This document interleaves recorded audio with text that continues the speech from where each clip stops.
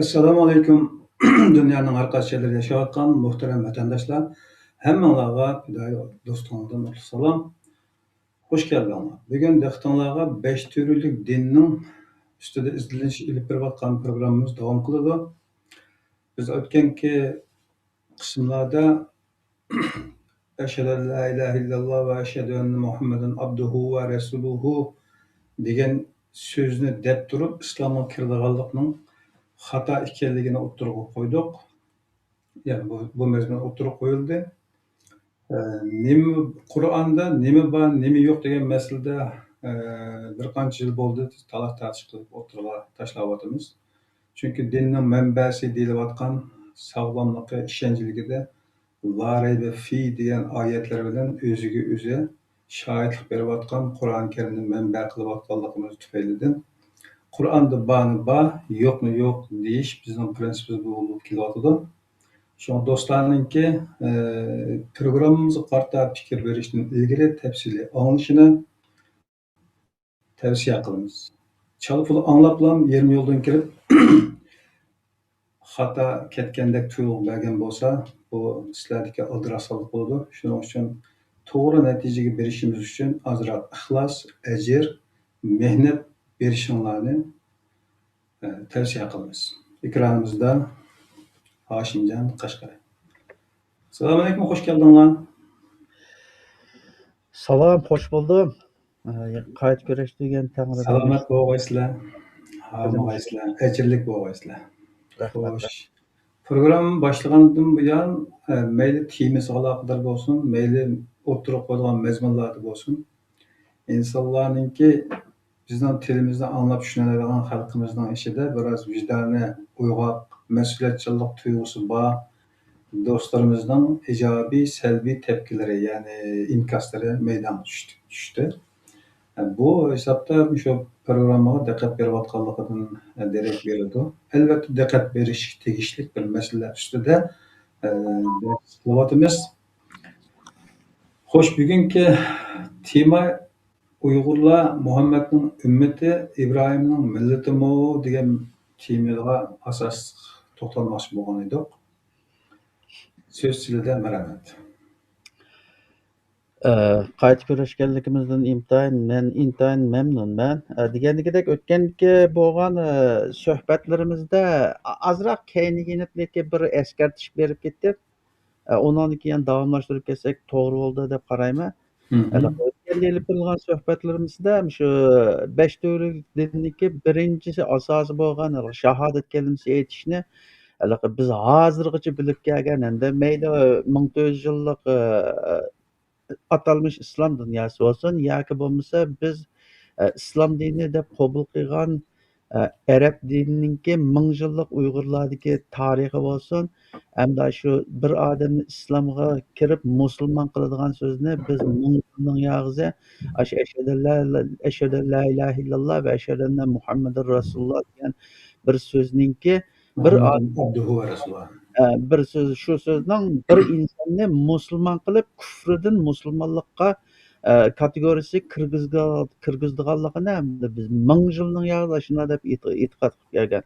Hamda bu haliqi Uyg'urlarning ishri bu haqda mukammal izlangan va yoki bo'lmasa bu haliqi ürkütülgen bir dini e'tiqod ta'limotdan chiqolmaganlik uchun shu kategoriyadan chiqolma shu ko'pchilikka ergishib bizningki hozirgi kelgan kunimiz shu. Hamda buni o'tgangi suhbatlarimizda ozroq tushundigan bo'ldik. Hamda buni rasmiy ko'chilab tushundirish uchun har birisiga necha soatlab vaqt ketadi. Hamda bilmayman tanishuvchilar buningga haliqi sabr qila olamdi va yoki bo'lmasa o'zlari ozdir ko'pdir bir kitob material ko'rib izlanib bu to'g'risida bir ma'lumot ola olamdi. Uni hamda izlashlarniki o'ziga bog'liq. Men faqatlik bu yerda umumyuzlik bir uchur berish xarakterida hamda shundaylikka tushuntirib o'tib ketdik.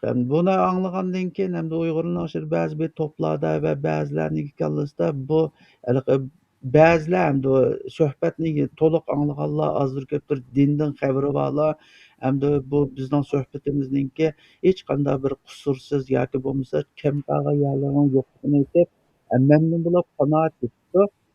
Lekin yana ba'zilar balkim to'liq anglamagan bo'lishi mumkin va yoki bo'lmasa ajdodlardan miros olgan o'sha diniy aqidalardan chiqolmagan nuqtada turib, endi haligi ikki qiyiqninki beshiga tang dessab turib, haligi muomala qilgan bo'lishi mumkin. Endi ba'zilar to'g'ri tushunibdi, ba'zilarda yana ba'zi bir xato inkoslar bo'libdi. Mening bu yerda eskartib qo'ydig'im, ba'zilar debdi la ilaha illalloh muhammadu rasululloh nima bo'ladi? U bir xato gap emas degandek gaplarni o'tirish qilibdi. Man hamda u gapni desa bir xato gap ekanligini hech qachon dedim. La ilaha illalloh deb Qur'onning ichida bor. Muhammadun rasululloh deb Qur'onning yana ichida bor. Lekin keyin-keyindan kelgan manda bir narsa yo'q-da. Ondan haligi bu masalaning eng negizlik haligi halqiliq yeri nada desa, haligi birinchisi shahodat berish. Shahodat berish. İnsanlar hech qachon bu shahodat berishning Qur'oni Karimda kelgan hamma shu so'zlari qarta buningki guvohlik berishdan boshqa ma'nosi yo'q. Guvohlik berish. Guvohlik degan bir narsaning ustida shuni ko'rganidan bo'ladi, anglaganidan bo'ladi. Buni biz guvohchi deymiz. Ana Qur'onda hech birida haligi Allohninki normalni insonlardan o'ziga guvohchilik berishni talab qilganligiga loyiq hech qanday oyat yo'q. Faqat Alloh Qur'onda shu sura Ali Imronning 18 oyatida deb o'tdik. Alloh o'ziga o'zi guvohlik bergan. Ondan yana Qur'onning boshqa oyatlarida hatto shu Muhammad payg'ambarniki o'zining og'zi bilan Muhammad payg'ambar o'zi deydi. Mening Allohning elchisi ekanligim haqida ham bu Qur'onningki rost Alloh tarafidan tushirilgan kitob ekanligiga kim guvohchi bo'ladi deb Muhammad payg'ambar o'zi so'rab keyindan mening Allohning rasuli va qo'l ilib kelgan kitobningki Alloh tarafidan kelgan ekanligiga shu Alloh o'zininki guvohchiligi yetidi deb Qur'oni Karimda aniq oyat bor. Shunday bo'lgan chog'da Alloh uni o'zininki rasuli va kitobining haq ekanligiga o'zi bergan yerda uni o'zi kifoya qiladi degan yerda boshqalarniki endi Alloh talab qilmagan narsaga haligi guvohlik berishi aqlga uyg'un emas. Anzakim o to'g'ri emas. Ya'ni kelib u haligi Xudo kitobida talab qilgan narsalarni emasda, hamda maloikalar biz uni bilmaymiz. Undan shahodat berish berdiganlar faqat maloikalar, ilm ahli, ilm ahli. Hamda o ilm degan kang doiralik narsa biz hamda Xudo bildigandan boshqa jiq bir narsani bilmaymiz. Endi o ilm ahlini qilsak, masalan, haligi o'tganda qistirib o'tib ketdik. Haligi Sulaymon payg'ambarning qishida shu Bilqisning taxtini ko'zni yumib ochqichimlik boshqa yerdan Sulaymon payg'ambarning oldiga hozir qilib bergan ilm degan odamlar bor. Endi biz o ilmni bilamdiq, biz anchalar ilmlik emas. Biz faqat o'zimizningki ibodat va diniy faoliyatlarimizni cho'rsidiki shu Alloh bildirgandan boshqani bilmaymiz. Anda haligi cho'ng ilmni bilganlar, karomatlarni bilganlar biz bo'lmagandan keyin biz uning kategoriyasidan emas. Buni o'tkazib tursak, yana birisiga bu yerdagi eng cho'ng halqiliq haligi tushunilmayotgan yoki bo'lmasa sal qarilayotgan narsadan birisi nima desa, haligi shu ashhadu la ilaha illalloh va ashhadu anna muhammadur rasululloh degan gapni deyish bir odamningki musulmon bo'lish yo bo'lmasligiga shart qilinganda yerda. Shart qilingan. Endi uni Xudoninki kitobiga solsak, Tangrining kitobiga solsak, Tangrining kitobida hech qanday unda shart deb bir narsa yo'q. Faqat Tangrininki shart qilgani shu Ibrohim payg'ambar degandek aslim dedi. Aslim degani Uyg'urcha bo'ysun degan gap. Yoki bo'lmasa uy degan gap. Shuninglar Ibrohim payg'ambar og'zidan chiqarib aslamtu lillahi robbil alamin dedi. Men olamlarning parvardigoriga bo'ysundim dedi. Shunday dedi. Andan ashunga o'xshash men o'tgan suhbatimda 5miki 6miki faktlarni, isbotlarni Qur'ondan dalil kelib bir odamniki qanday musulmon bo'lganligini Qur'on bo'yicha isbotlab berdim. Lekin bu yerda yana bir masala bor. Ondan shu Xudoninki dinida Xudo kitobida tushirmagan, Xudo kitobida tushirmagan yoki bo'lmasa shundoq bir ish harakatning Xudo tarafidan, Tangri tarafidan ekanligiga hech qanday dalil yo'q bir narsalarni din deb e'tiqod qilishniki o'zi bu mushriklik yotadi bu. Bu mushriklik yotadi. Shunga Sura Shura'niki 21 oyatiga deyman. Sura Shura'ning 21 oyatida "Em lakum shuraka shara'u lakum minad dini ma lam ya'zam bihillah" deb boshlangan oyat bor. Sizlarningki Alloh dindan ruxsat qilmagan narsalarni shariat qilib bekitgan sheriklaringlar nadir deb boshlanadi oyat.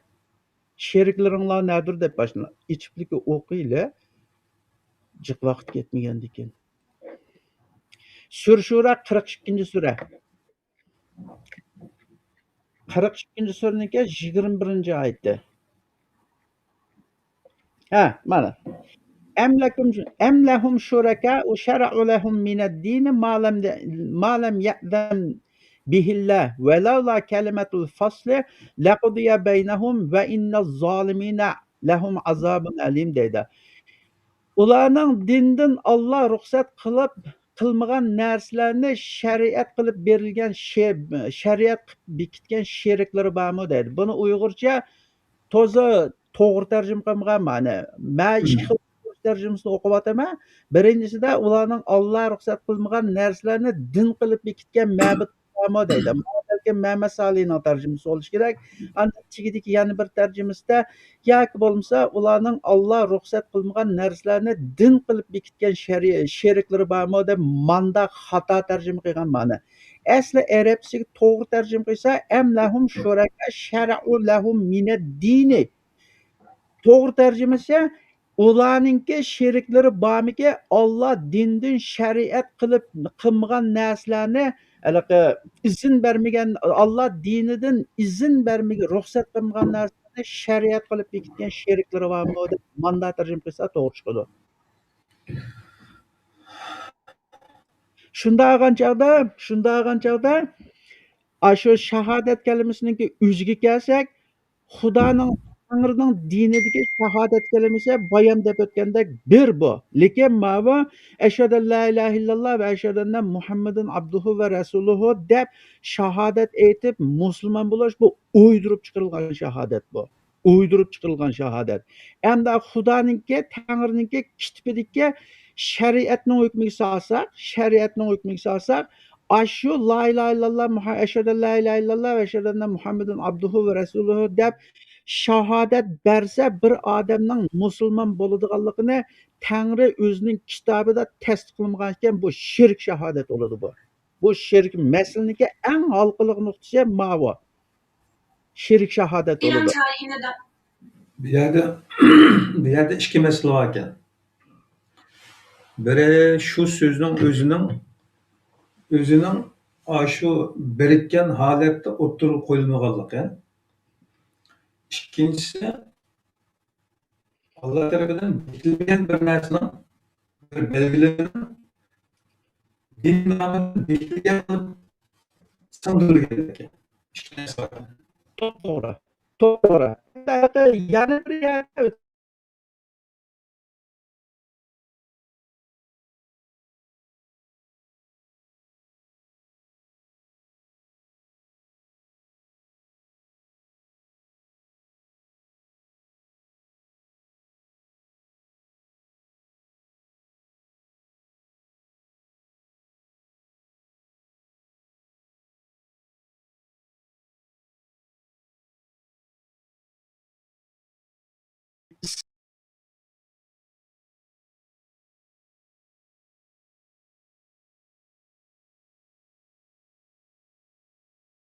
deb shu shahodat kalimasiga Muhammad Rasulullohning o'zini qo'shishmi bu shirkning o'ziga yotadi bu. Shirkning o'ziga yotadi. Chunki Allohning ismi bilan tangdosh hech qanday bir narsa yo'q dedi. Allohning ismi bilan tangdosh Allohning ismiga tangdosh bir ism topa olamsa deb ashuna dedi-da. Qur'oni Karimning hukmida.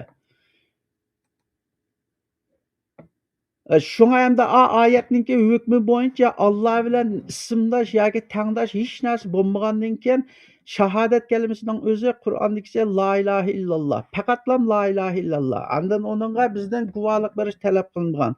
Endiliki la ilahe illallah Muhammedur Resulullah dep bunu elki adetdikidek bir adam dese bu nim boludy dese bir ilahdan başka ilah yok.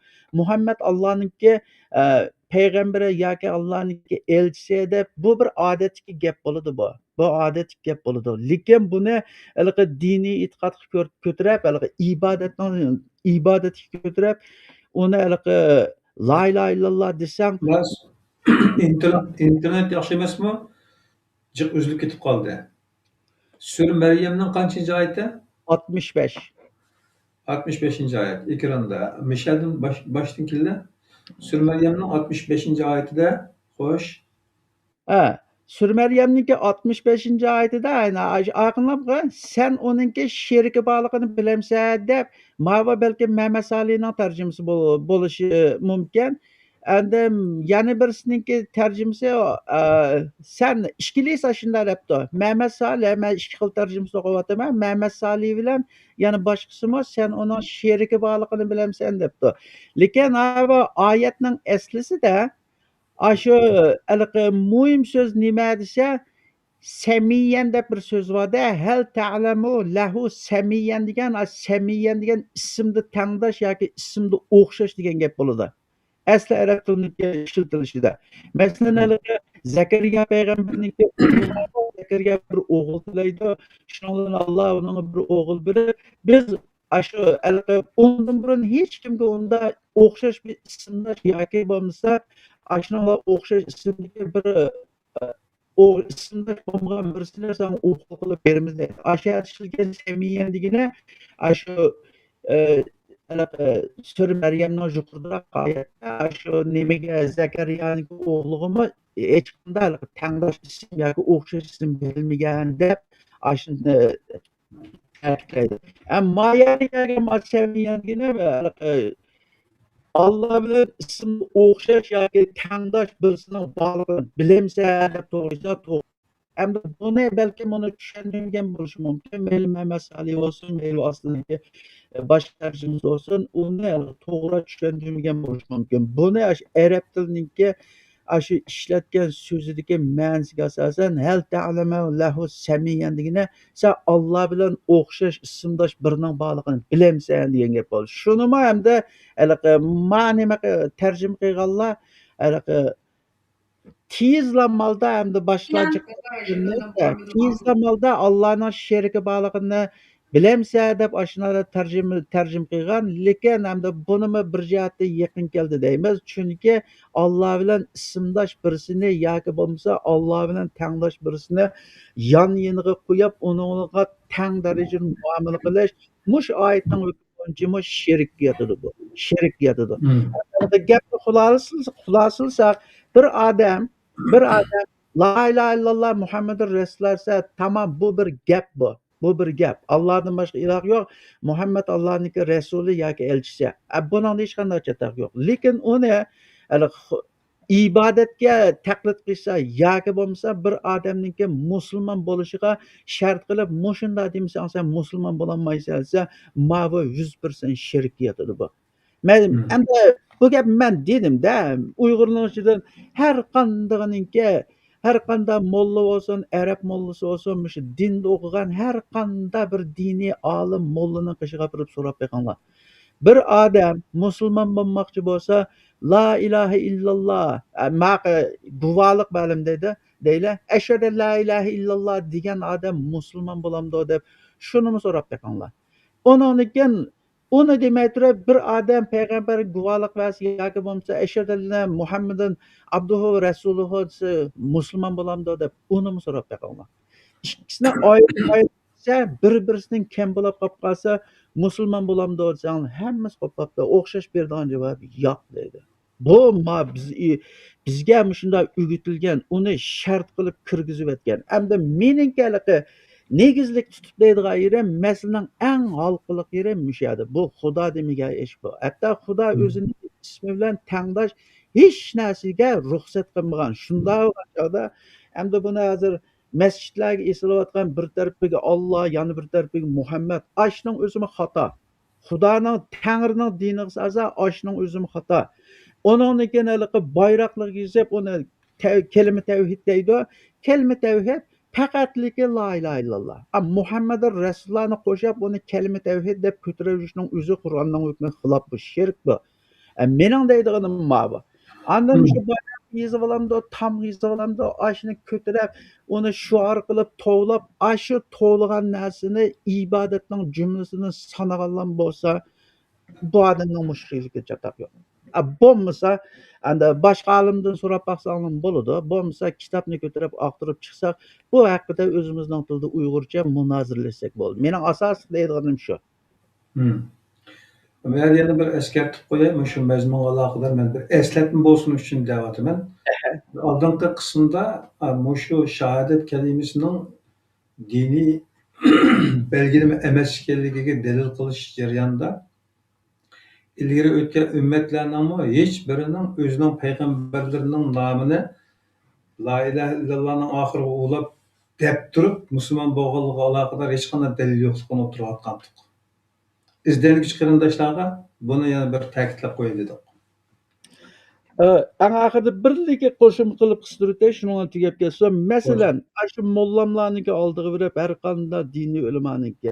Men musulmon bo'laman deb ashhadu an la ilaha illalloh va ashhadu anna Musa abduhu va rasuluhu desa musulmon bo'la olamdikan, ashuni so'rab qo'yganlar. Yoki bo'lmasa shu Muhammadning o'rniga İsa bilan da Musa, İbrahim bilan da har qanday bir payg'ambarning ismini qo'yib, men mushunda shahodat bersam, men musulmon bo'lamdimi deb so'rasang yo'qlaydi. Mava Qur'oni Karimdagi shahodat kalimasiga sherik, undan keyin Qur'oni Karimdagi sura Baqaraning oxirida la amana rasulu bima unzila ilayhi min robbihi vel mu'minun kullun amana billahi ve malaikatihi ve kutubihi ve rusulihi la nufarriqu beyne ahadin min rusulihi ayetga zid mava. Biz elchilarning, ya'ni Rasulullohninki hech birini arif etmaymiz degan oyatga zid. Shunda bo'lgan chog'da bir odamning musulmon bo'lishini hamda ahli sunniy val jamoa Muhammad alniki diniy e'tiqodi buni faqat Muhammad bilan bog'lab qo'ygan. Hamda o'lni qishig'irib, shu Muhammadning ismining o'rniga har qanday bir payg'ambarning ismini qo'ysa musulmon bo'la olamdimasi? Yo'q deydi. Buniki eng xatarlik tarafi mana bu. Bunun en xatarlik tarafi mana bu. Birinchisi Xudoning, Tangrining dini xilaf, ikkinchisi kitobdagi Rasulullohning hech birining o'ttirini arif etmaymiz degan oyat xilaf. Shunda bo'lgan chog'da kesib aytishga bo'ladi-ki, buni yana so'zlab o'tolmaymiz. Kesib aytishga bo'ladi-ki, bir odam la ilaha illalloh Muhammadur Rasululloh desa, tamam, bundan hech qanday chatoq yo'q. Lekin buni e'tiqodning nuqsidan, ibodatning nuqsidan sanab mushunda savob bo'ldi, yoki bo'lmasa mushunda demasa musulmon bo'lmaydi deb bir odamningki Xudoning diniga bo'ysunish yo bo'ysunmaslikni shart qilgan bo'lsa, bu birinchisi gunoh. Ikkinchisiga mushunda deb Xudoning diniga chirib men musulmon bo'ldim degan odamniki hammasi batamomisi mushrik. Chunki Xudo belgilagan Xudoning diniga kirish haligi so'zi emas u. Endi qag'ini ham takrorlashning o'rni yo'q. Qag'in o'tganlarimi dedi. Xudoning dini bo'libdi. Uni bizda Xudoning dinida, Tangrining dinida bir odam musulmon bo'laman yoki Tangrining diniga bo'ysunaman deydigan bo'lsa, uning bir sharti onu Arapça dese eslemtu lillahi rabbil alamin inni minel muslimin. Onu Uygurca tercüme etsek men alemlerinin perverdigariga boysundum, men fakat boysunguçlardırman dep aşınlar hep ağzından çıkarıp eğitiş gerek. Onun qağınıga şu samavi kitaplarda bolgan onun içinden bolanmış Kur'an'ın içindeki kılınla kılmanla degan narsaga kuchinin yetishi amal qilsa bu odamningki qiyomat kuni Nicatlık'a erişişi 50%'nin üstüde. Çata endi başka emeller onu çırp ketsek hazır bizgenki sohbetimiz başka burilib ketdi, u bek cho'ng tema. Muhammed Aleyhisselam'ınki hakkındaki Türkçe'de davranış deydi. Onun tutkan pozitsiyalarımız bizden pek aşırı ötülgenken. Başa öneni de. Doğru. aşırı o'tilgan ekan. Aşırı o'tilgan taraflarni oldimizga qo'yib qaragan vaqtimizda shu boshqa payg'ambarlardan alohida qilib olganligini ifodalaydigan aniq nimalar borda shu yo'lda. Seni demasak olamlarni yaratmas degan o'xshash iboralar bor. Ashuna gaplar Nauzubillah. O vaqtda ayrim yana to'xtalamiz so'z deymiz boshqa bo'lib qolmas uchun u yerga kirmaydi hozircha. Mana bu shahodatga aloqador inkas bergan ko'rmanlarimizdan birisi yaxshi ish harakat, esil fazilat, go'zal qalb bilan musulmon bo'lolmay, faqat bir jumla gapga guvohlik bersang musulmon bo'lasan deyish haqni bilmaganlikning ifodasi deb bir o'zining nimasini ko'z qarshisiga o'tirib qo'yib qo'yibdi. Demak, har biraydan qayta o'ylab baksak bo'ladigan bir masala. Xo'sh, bugungi nimaga kirdi? Undaqda asl temaga Muhammad alayhissalomning ummati va Ibrohimning millati degan so'z bizning ajdodlarimizdan tortib bizga singdirilgan dinning ta'limoti qilib belgilangan ashunda deyish orqali qalbimiz huzurlanib kelgan. Endi bu gap qanchalik to'g'ri, qanchalik haqliq, xato bo'lsa nima uchun xato, nima dalil bor, bu mazmunlarga to'xtalgan bo'lsak marhamat. Shunda bugungi temaning nimasiga qarashsak, hamda shu bizni kichikimizdan boshlab, hamda bilmayman boshqalar qanday nima qilgan, hamda men kichik vaqtimda shu onam shunday deydigan uxlab qolsam shu to'la vaqtda onam jami namozini ustida o'tirib ko'rdimda beshiq ro'molni ancha muncha quchqizib yotqizib shu qiyomat kuni biz o'lgan chog'da shunday bizni to'pin tashlab ko'mib ketgandan keyin shunday ikkidan farishta keldi ekan, payg'ambaring nima deb so'rasa Muhammad Men deydigan. Rabbuk, Ha, men ha, Rabbuk, men Nebiyyuk ha, ve ma dinuk. Şu so'z dini. o'yladi deydi. Ondan keyin millating nima debman. Millating Dinuk. nima debman. Esimda qilsa, shuni men kichik vaqtimda shuna shu chog'dan bu Ibrohim payg'ambar kim bo'lgan deb anda bir xiyollar bo'ladigan endi.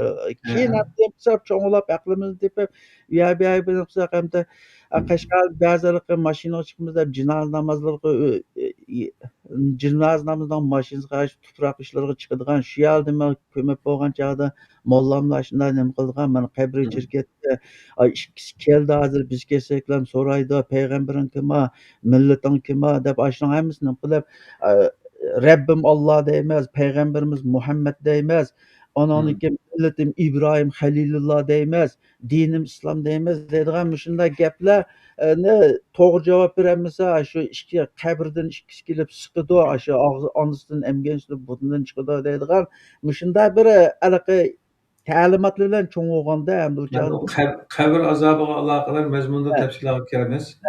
hamda shu yerda hamda shu millating kim desa Ibrohim Halilulloh deydigan bir gap bor.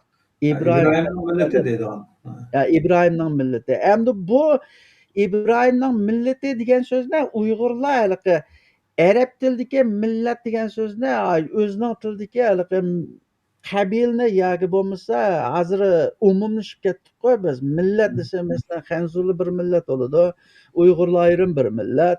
Masalan Ruslar deymiz, har xil millatlar bor. Endi biz shuni ashunda millat deb shunda ta'tir bir tushunib olganlikdek shunda nihoyatda ejallik bir xatolar bizga o'tib ketgan. Biz shu o'zimiz Uyg'ur turib, shu biz İbrahimning millatida biz ko'rib boqmagan, anglab boqmagan shu odamniki o'zimizni pushtig'iga bog'lab, shunday ezib ketgan bir xatolik bizda hali mavjud. Endi uni chet elga chiqib bo'lsam, chet elga chiqib bayqadikda biz o'zini İbrahimning millati demaydi ekan. Endi ular ishlatilgan millat degan so'zningki lug'at ma'nosini bilganlik uchun endi uningga to'g'ri muomala qiladi ekan. To'g'ri muomala qildi ekan. Endi Qur'oni Karimda ishlatilgan millat degan so'z Qur'oni Karimda ishlatilgan hukm bo'yicha bu haliqi ideya jihatda, diniy e'tiqod jihatda, uningki haliqi diniy e'tiqod jihatda haliqi o'zi to'g'ri deb qaragan. Mushu bir narsalar bor, men shunga ergishib manaman deb shu e'tiqod qilgan narsani vujudga chiqarish yo'lida bir yo'l yaratgan, manda yo'lga temsil qildi ekanda. Yo'l. Masalan, millati İbrahim deganda Qur'oni Karimda necha yerda keldi hatto Muhammadnimi sen millati İbrahimga ergashganda boshina degan.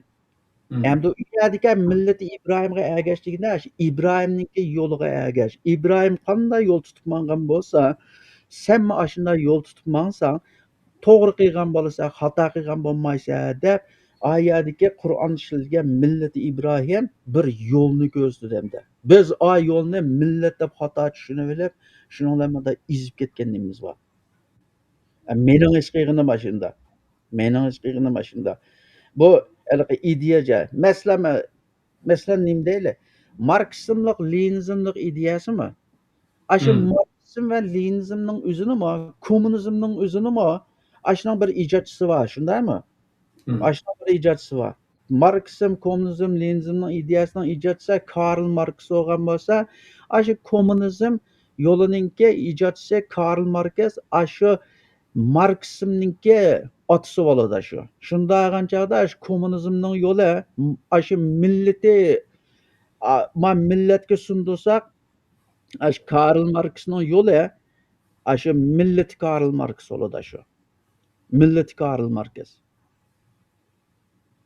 Endi Hmm. u haligi shuni mana shu Qur'on ishlatilgan haligi millat hukmiga misol qilib deymiz, lekin haligi bu yerda bir farq bor hamda. O kommunistlar haligi uni rasmiy praktika yo ijro qilish jarayonida u millatga ergashmagan.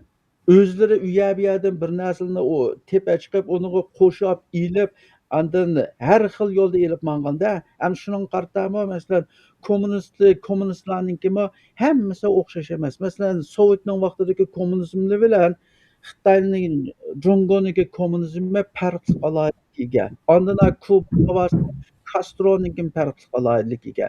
Hamda uni Xitoylar uni haligi rasmiy kommunizmniki Markslar inglizniki o'ttirib qo'ygan ta'limot yo'liga haligi ravrs ergashmaganligi uchun uni Xitoylar o'zgartirishga akilib bu Jungoch sotsializm deb aniga bir narsa qo'shib olganda. Bu Özleştirip algan.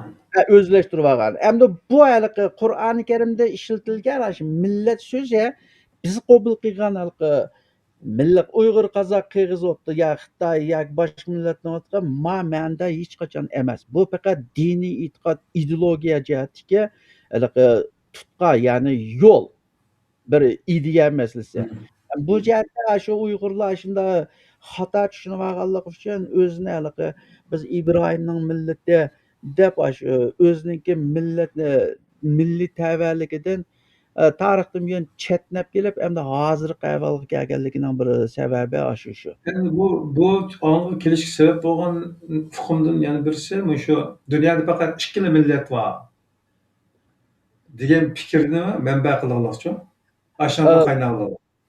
To'g'ri, to'g'ri, to'g'ri. Endi buni shu Xitoylar bilganda, buni o'zining tili bilan ikki tilni bir joyga kelib selishtirib, so'zning ishlatilish manbasi qarasa, u biz tushungandagidek millat hukmiga kelmagandan keyin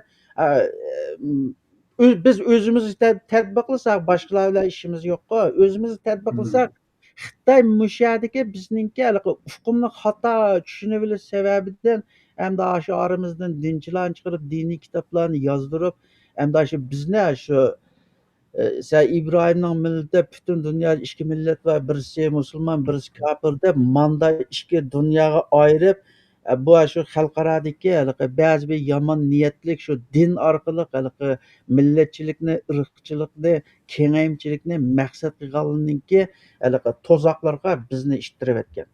Bizni ittirib etgan. Shunga bizning vatanimizdami burundan tortib kirganlar necha yuzning oldida kirganlarmi shu xalq bilan so'zlashib esa biroz bir o'ziniki millatini deb berolmabdi. Oldan so'rasa men bizsa men musulmon deb yana bizsa yana boshqa bir narsa deb anzaki millating nima hatto men İbrahimning millati deb ashuna deganlarmi bor ekan. Hamda bu jihatdagi xato diniy tushuncha hamda meningki his qilishimga ko'ra o'sha biz millatniki Yani Uyg'urlar 70-nji yıllar tolganlar 70-nji yıllar tolganlar özünün ösmürlük wagtlarida milli isminin Uyghur işgalligini mekteplerden, başka ziyalilerden anlap kirip ailede ata-onalar bilan ilib borgan dialoglar ichida biz Uyg'ur ekanmiz-ku degan, bizni Uyg'ur deyiladi ekanmiz desa, ata-onalar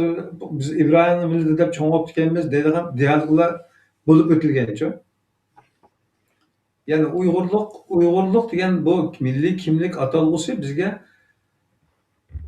gerçi bu tarixiy bir atalg'u bo'lsa-mu, ammo 1920dan keyingi Xitoy va Rusdan iborat ikki kommunist davlatninki siyosiy suiqasdlarining manfaati uchun zurriyat qilib o'tirib chiqqan narsalar ekanda, bizning turk bir butun turk qavmining paramparcha bo'lishi uchun ishlatilgan parcha nomlar ekan bu.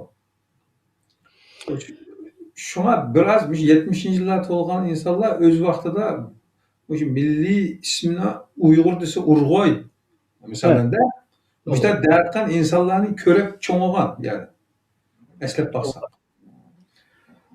Endi mana so'z demasa bo'lib qoldi Xitoyniki bu diniy atalg'udagi hukmlarni tushunish masalalari haqida. Bu Xitoy bu 5 türlük dinning felsefesi, ideologiyasi, fikr tushunchalarini bizdan yaxshi tushundi ekan.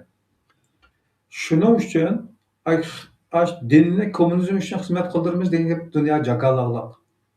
To'g'ri. O dinninki mohiyatini, uninki nima ish qilganligini Xitoylar yaxshi biladi-da. Shuningla uninki ba'zi bir o'ynay oladigan yoki bo'lmasa o'zininki manfaatiga bo'ysundira oladigan manda yerlarini u Xitoylar biladi. Chunki dinning mohiyatini biladi.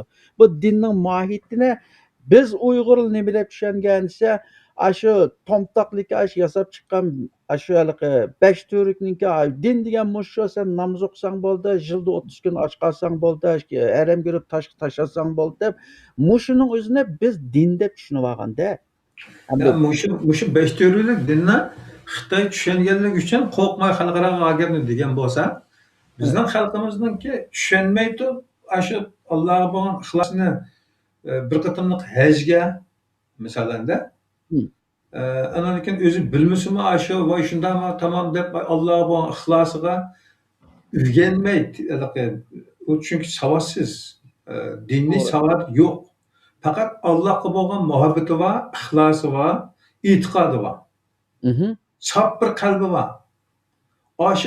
shuning turtkisida Alloh uchun deblam shu o'zini qurbon qila oladigan ruh bo'lag'liq, fidokorlik bo'lag'liq. Bu ikki narsani ilgari surmasman. Biri bizning samimiy qalbimiz, xalqimizning samimiy qalbi bilan vujudi bilan Allohga bo'lgan ixlosini bildirish uchun Allah nomidan o'tirib chiqqan hamma narsaga parvonachi o'zini urishi. Ikkinchisi Xitoyning 5 türlük din haqidagi izlanishlaridan dinning mohiyati va boshqa narsani shu 5 türlük dinning mohiyatini yaxshi tushunganligidan bayaqidek kommunizm uchun xizmat qildiramiz degan o'xshash iboralarni hech ikkilanmay, qo'rqmay xalqaro jakolarga yurashu. Men shuni nima qilaman, farq etaman biraz. Umu shu so'zda ikki narsa bor. Biri Ibrohimning millati, biri Muhammadning ummati degan. Ibrohimning millati degan so'zga biraz bayatdan kirgani boshqa eshitib qoldik.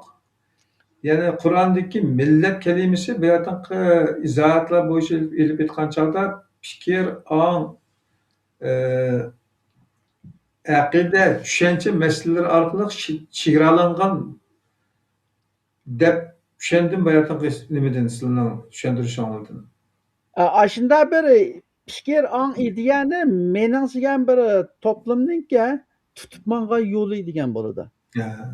Tutib mangan yo'li hamda mushu yo'l shu yo'llarning eng yaxshisi bu yo'ldan chiqib ketma deb shuniki usuli bo'yicha, yo'li bo'yicha mansang nishonga yetsa, manzilga yetsa degan manda bo'ldi.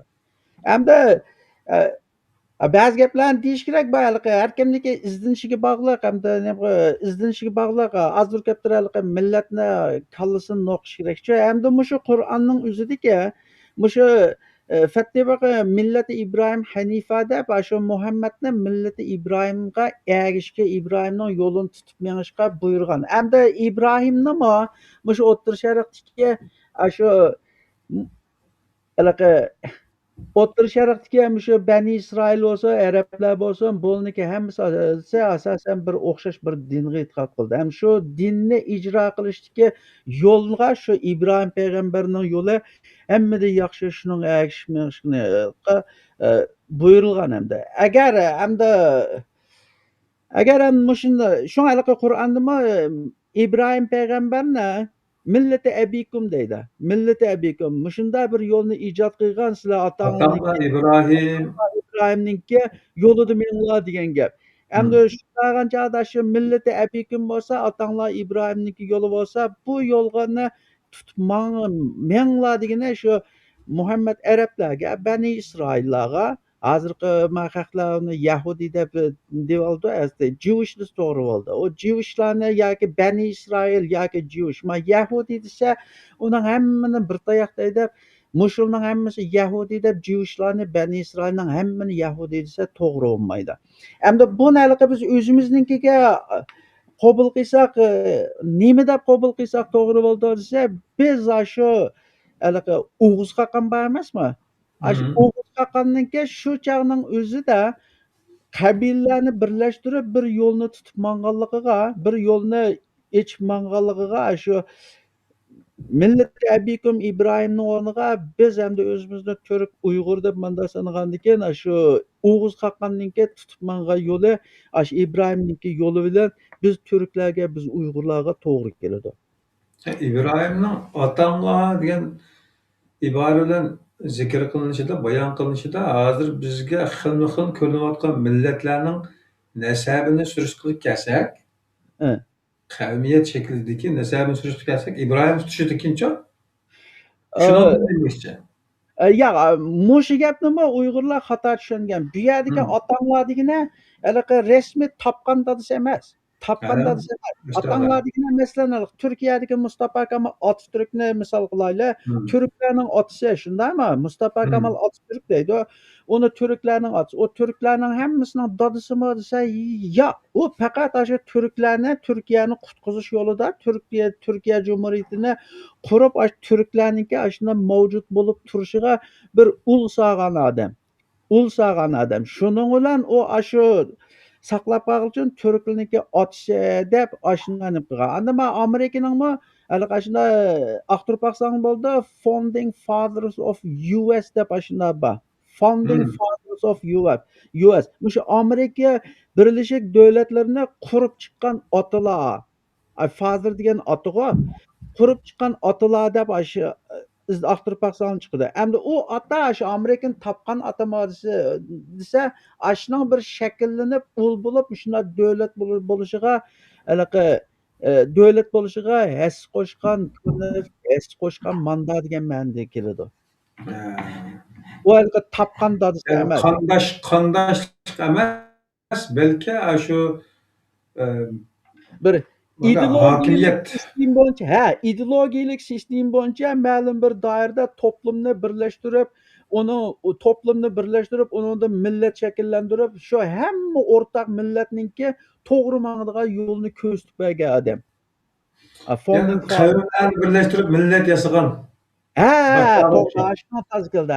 Shunda bo'lsa ham İbrahim payg'ambarimiz shu O'rta Sharqdagi masalan arablarniki ulgisi, Bani Isroilniki ulgisi shundoqla shuning atrofidagi millatlarni hamda bir to'g'ri yo'l taklamoqcha shu yashagan mintaqada o'zaro ittifoqlashgan holda birlikda yashab, dunyo oxiratda baxt saodatlik yashash uchun bir kuch qo'shib, shunday bir ideyani sistemini o'tirib qo'ygan edi. İbrahim payg'ambar. Oyada Qur'onda kelgan abikum millati İbrahim degani dal shunday ma'nosida. U hech qachon uni ham dashadan foydalanib, shu Muhammad payg'ambarning cho'ng dadasi deb manda deydiganlar va uning ayrim kelimizda. Endi bizga shunday millati İbrahimga bir odam ham turklarga yoki Uyg'urlarga mushu to'g'ri kelsa, hamda shu bizningki dostonlarimizdagi qadim qissalarimizga shu O'g'izxonni mushu turklarniki otasi yoki bo'lmasa Founding Father deb shunday desak bo'ladi. Shunday desak bo'ldi. Endi hozirgi nimada endi biz Mush Arab dinini qabul qilgandan keyin biz burun kafir ekamiz deb hamma narsamizni yo'q chiqarib inkor qilib keldik-ku. Endi O'g'iz Xaqondan keyin tarixi qarasa, shu O'g'iz Xaqondan keyin yashash shakli, undan keyin anaqa o'ttirib qo'ygan ideallarninki hammasi mushu Qur'oni Karimda tilga ilingan shu Ibrohim payg'ambarninkilar asosan o'xshab ketadi. Asosan o'xshab ketadi. Masalan, Qur'oni Karimda shu Ibrohim payg'ambarni deb sizlar Ibrohimni otanglar Ibrohimga ergishinglarki u sizlarni va bundan burunqilarni musulmon deb atagan deb shu Qur'oni Karimda shunday oyat bor. Sizlarni va bundan burunqilarni musulmon deb atagan deb shunday deb oyat bor. Hamda u anaqa dunyodagi hamma odamni emas, shu mintaqada yashagan Xudoning diniga ergashgan odamlarni ko'rsatadi. Andan anaqa turklarning dostoniga biz uyg'urlarning dostoniga shu O'g'iz Xaqonmi o'zini man Uyg'urninki xaqoniman deb manda deb gap borda. Man Uyg'urning xaqoniman deb shunday degan. Andan u shu atrofidagi butun millatlarni, atrofidagi butun qabilalarni birlashtirib, bir adolatlik davlat, zaminda adolat barpo qilish uchun mana kurash qilgan bir inson u. Kurash qilgan bir inson. Balkim bu İbrahim payg'ambardan burun bo'lishi mumkin. Hamda tarixiy ma'lumotlar nechta bilmaymiz. Lekin xulosa qilaman, Uyg'urlar islom dinini qabul qilishdan ilgari zodi kofirmidi, e'tiqodsiz yoki dinsiz o'tganmi? Xudoni hech qachon tonimaganmidi degan ma gapninki hamda hozirgi kelgan bizga yetgan tarixiy ma'lumotlarda dalil yo'q. Hatta Oğuzxonniki vaqtida mayli Oğuzxonning o'zimi tak tangriga e'tiqod qildi ekanda. Shu tangridan degan Qur'oni Karimga la ilaha illalloh degan gap. Hamda shu bo'yicha bo'lgandimi hamda shu Oğuzxonniki ilib borgan ish izlari, harakatlari asosiyatda shu Bani İsrailninki shu millati abikum shu İbrahim payg'ambarninki ilib borgan ish izlari va uninki avlodlarninki ilib borgan ish izlari bilan asosan o'xshab ketadi ekan. Men shu O'g'izxon dastorini o'qigan ba'zi bir turkcha asos qilgan kitoblarni o'qib tekshirib boqdim hamda. Hamda u turklarning yoki bo'lmasa Uyg'urlarning qadimdan tortib kofir ekanligiga, dinsiz, e'tiqodsiz yashaganligiga dalil yo'q. Hamda millati Ibrohimning o'ziga ko'rsak, hamda Uyg'urlar millati Ibrohim bo'lsa, bir og'iz gap bilan kesiblam aytish kerak, yo'q. Agar biz Uyg'urlarni yoki bo'lmasa turklarni shu Qur'ondagi millati Ibrohimdek shu bir millatga ergashishga buyurilsa, biz hech qanday ikkilanmay shu O'g'iz Xaqonni shu turklarning ichidagi shu Ibrohimga o'xshash shunday bir millatninki otasi, founding father yoki bo'lmasa tashkil qiluvchi sifatida shu O'g'iz Xaqonni to'g'ri bo'ldi. Hamda O'g'iz lideri, boshlamchisi deb shu O'g'iz Xaqonni o'ttirib qo'ygan ideya, fikrlarni biz meningsab hamda shu bir o'zimiz yashayotgan zaminimizda adolatlikni barpo qilgan holda yashasak hech qanday chatoq yo'q. Hamda millat Ibrohimda biz Ibrohimning millati deyishgimi bizning haqqimizmi yo'q? Ham u Qur'onninki bizni qabul qilgan dinning kitobiniki bizga buyurgan ko'rsatmasi emas. Hamda agar bir og'iz gapni qistirdi. Agar bu gapni qilmasanglar, mush hozir o'zlarini Jewish deydi. Ma Uyg'urlar Yahudi deb tonilgan. Jewishlarninki mayli rabboyisi olamdi, shu mollamlari yoki bo'lmasa odatdagi nimalar olamdi. Uning qishig'i berib, hamda biz musulmonga nima qilib biz musulmon shu Ibrohim payg'ambar, Musa payg'ambar, bizning payg'ambar esa uning hech qaysi e'tirof qilmaydi. Sen u Ibrohim qandoq sening payg'ambaring bo'ladi, qandoq sening rasuling bo'ladi. U Jewish bo'lsa, yo sen uning tilini bilmasang, yo u sana kelmasa, u qandoq sening nemishing var bizning dinimiz bilan deb manda deb turib oladi taxola. Din Bani İsrailniki dini bu İbrahim Bani İsrailga kelgan payg'ambar rasul. Uning sen bilan nemishi var deb manda deb turib oldi. Hamda meniki cho'ng ko'z tutib deydig'ini hamda mushaliqi millat so'ziniki biz Uyg'urlardagi ufqumda xato o'zlashtirish sababidan bizningki eng cho'ng ezib ketgan yerimizningki birisi mushu shu. Endi Xitoylar buni bilganligi uchun shu millat ufqimizningki qalaymaqonlashib ketganligidan bizni o'zimizningki yiltizimizdan orab mushu O'rta Sharqda ko'tarilgan shu xalqaro ummatchilik shu dinni ustun qilish do'lqiniga bizni o'zi emas, o'zini laqshigiri ularda. Laqshigir bilan tutgan odamlar bilan bizning oldimizga bizni bora tarixdan buyon o'sha xalqaro ummatchilik yoki bo'lmasa haligi İbrahimning millati do'lqiniga ishtiritib, g'arq qilib butunlay yo'qotishni maqsad qilib chiqqan bir uydirma desak hech qanday xatolashmaymiz. Shaxsan mening qarashim shunday. Yo'q deydigan Şu dalili bilan o'tirish. mill millat to'g'risidagi kalimaning asli ufqimi va kelib chiqishi uningki roli va qavrimi deb qo'ygan turkchada.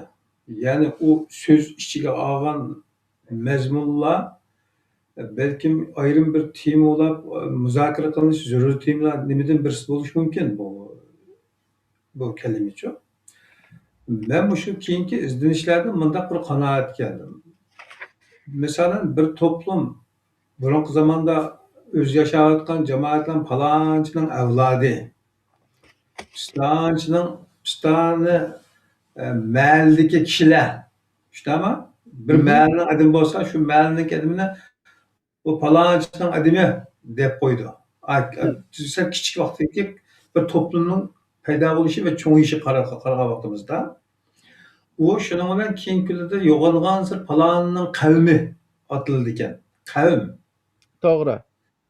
Bu qavmlardan bir qancha qavmlar birlashib kelgandan keyin millat degan nomda atalgan ekan.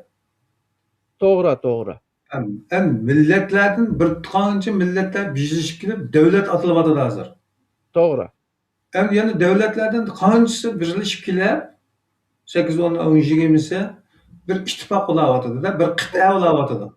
To'g'ri. Mushundan shuni xulosalashga bo'ladi deb o'ylab, menimki buni dalillamadan men bir diplomlik odam bo'lmaganligim uchun buni tamg'ilayolmayman. Ammo buni shu ishning ahli bo'lgan insonlar o'z belgilashi kerak. Lekin men tafakkur orqali shunda qanoat qildimki, millat o'zi zamonisida ishlatilgan, o'zining dastlabki paydo bo'lgan zamonisida ishlatilgan vazni va roli bir davlat misoli bo'lib ekan. Bugungi davlat misoli. Ya'ni bir territoriyani o'z ichiga olgan hokimiyatning ismi ekan bu. Shu kabi. Falonning millati, piston millati degan gaplar. Shuningdan qaraganda Ibrohimning millati degan so'zlar va Ibrohimning yo'liga ergashgan degan so'zlardan biz Ibrohimni emas, Ibrohim tutib yo'lni. Habballa. Asham tutishimiz kerak ekan. To'g'ri. İbrahim nima qildi? İbrahim shu chog'dagi kichik millatlarni birlashtirib, bir yo'lga sapdi yani. Bir ittifoqni, bir sistema barpo qilib kelib, mana adolat bilan barobar paravan yashaydigan bir sistemani o'tirib atgan ekan. Payg'ambar alayhisalom shuni qildi. Muhammad shuni qildi. Boshqa payg'ambarlar ham shuni qilgan.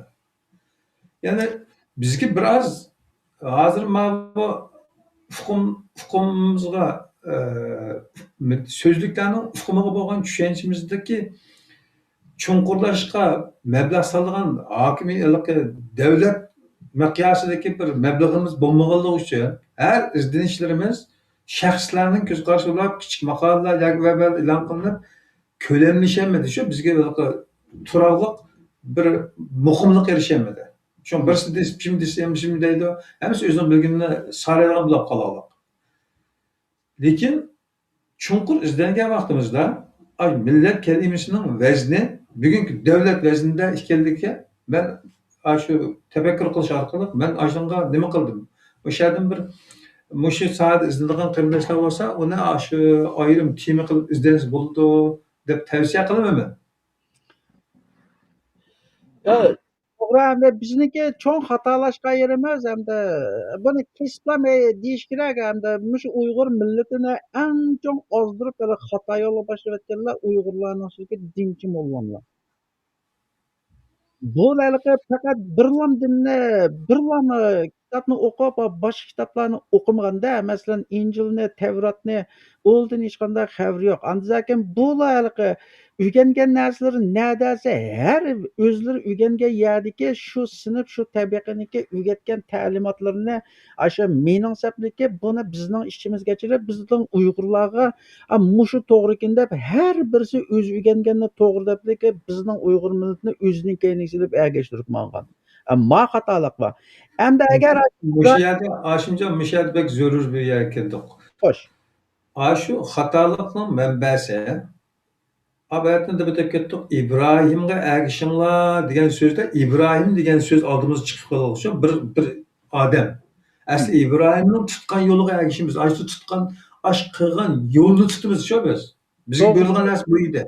Yo'q, Muşun tutkan vaxtımızda İbrahim aşağı tutturdu. Abayatı to'g'ri. kalıdı. Ama İbrahim'in sistemisi.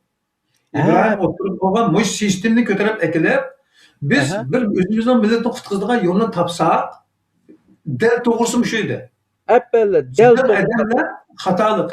Ay İbrahim'e bağlap koyalım. Ha, Ay sistemge emas. to'g'ri. Sil top Muş to'g'ri. hatalıkmış edi. Top to'g'ri tushundingmi? Endi İbrahim payg'ambarninki tarixini o'qisimi, o Qur'oni Karimda kichikina bor İbrahim payg'ambarning tarixi. Tevratni, Injilni yoki bo'lmasa Ko'hn ahdnomani o'qisa, o İbrahim payg'ambarniki xeli jiq tarixlari bor. Qur'oni Karimda yo'q narsa. O İbrahim payg'ambarniki shu Xudo va'da qildi ekanda, shu zaminni sana beraman deb va'da qilsa, İbrahim payg'ambar shu zamindan ketmay turdi ekan. Shu Ko'hn ahdidagi ma'lumotlarda o İbrahim payg'ambarniki Xudoning payg'ambari ekanligini atrofida kishilar biladi ekan hamda. Shunda bo'lsa-mu uning hurmat qilish yuzidan uni haliqi urib so'kmaydi ekan. Andın haliqi yana bir yerda o haliqi bir yerni setib olsa, uning boshqalar haliqi a'zam bor vaysan Xudoning payg'ambari baqo olsangmi ol deb aynan qilsa İbrahim payg'ambar unimay uning bijmonch pul berib, shu o'ziga yashaydigan o'ziga tava bir zaminni o'zi pul berib setib oladi ekanda. Endi u shu yerda turib nima ish qildi ekan desa, shu Bani Isroilni shu zaminda yerlashtirib aşılarga bir zimin, o'ltiraq makon tayyor qilib berish uchun hamda aşağıdagi atrofidagi kishilar bilan munoziralash orqali o'zining yo'lininki ularninki e'tiqod qilib kelayotgan yo'lidan yaxshi ekanligini shularga tashviq qilish bilan manda hayot o'tkazdi buni. Dinning o'zi yo'l. Din degan gap, yo'l degan gap shu. Shu İbrahim payg'ambar o'zining ilib kelgan dinininki, yo'lininki shu jamiyatning shu jamiyat yashayotgan atrofidagi kishilarninki yo'lidan yaxshi bir yo'l ekanligini atrofidagi kishilarga tashviq qilib, shularni qoyil qilish orqali shu zaminning o'zida shu Bani Isroilmi yashay oladigan, boshqa millatlarmi yashay oladigan shunday bir jamiyatni barpo qilish uchun kurash qilgan bu. Ona Ko'hn ahda, Injil yoki Tevrat Ko'hn ahdini o'qisa, mana men deblam chiqadi u. Muş Kur'an menbelik din tushunchasidagi islomning o'ttirib qo'yganimi delmish. Ha, top to'g'ri.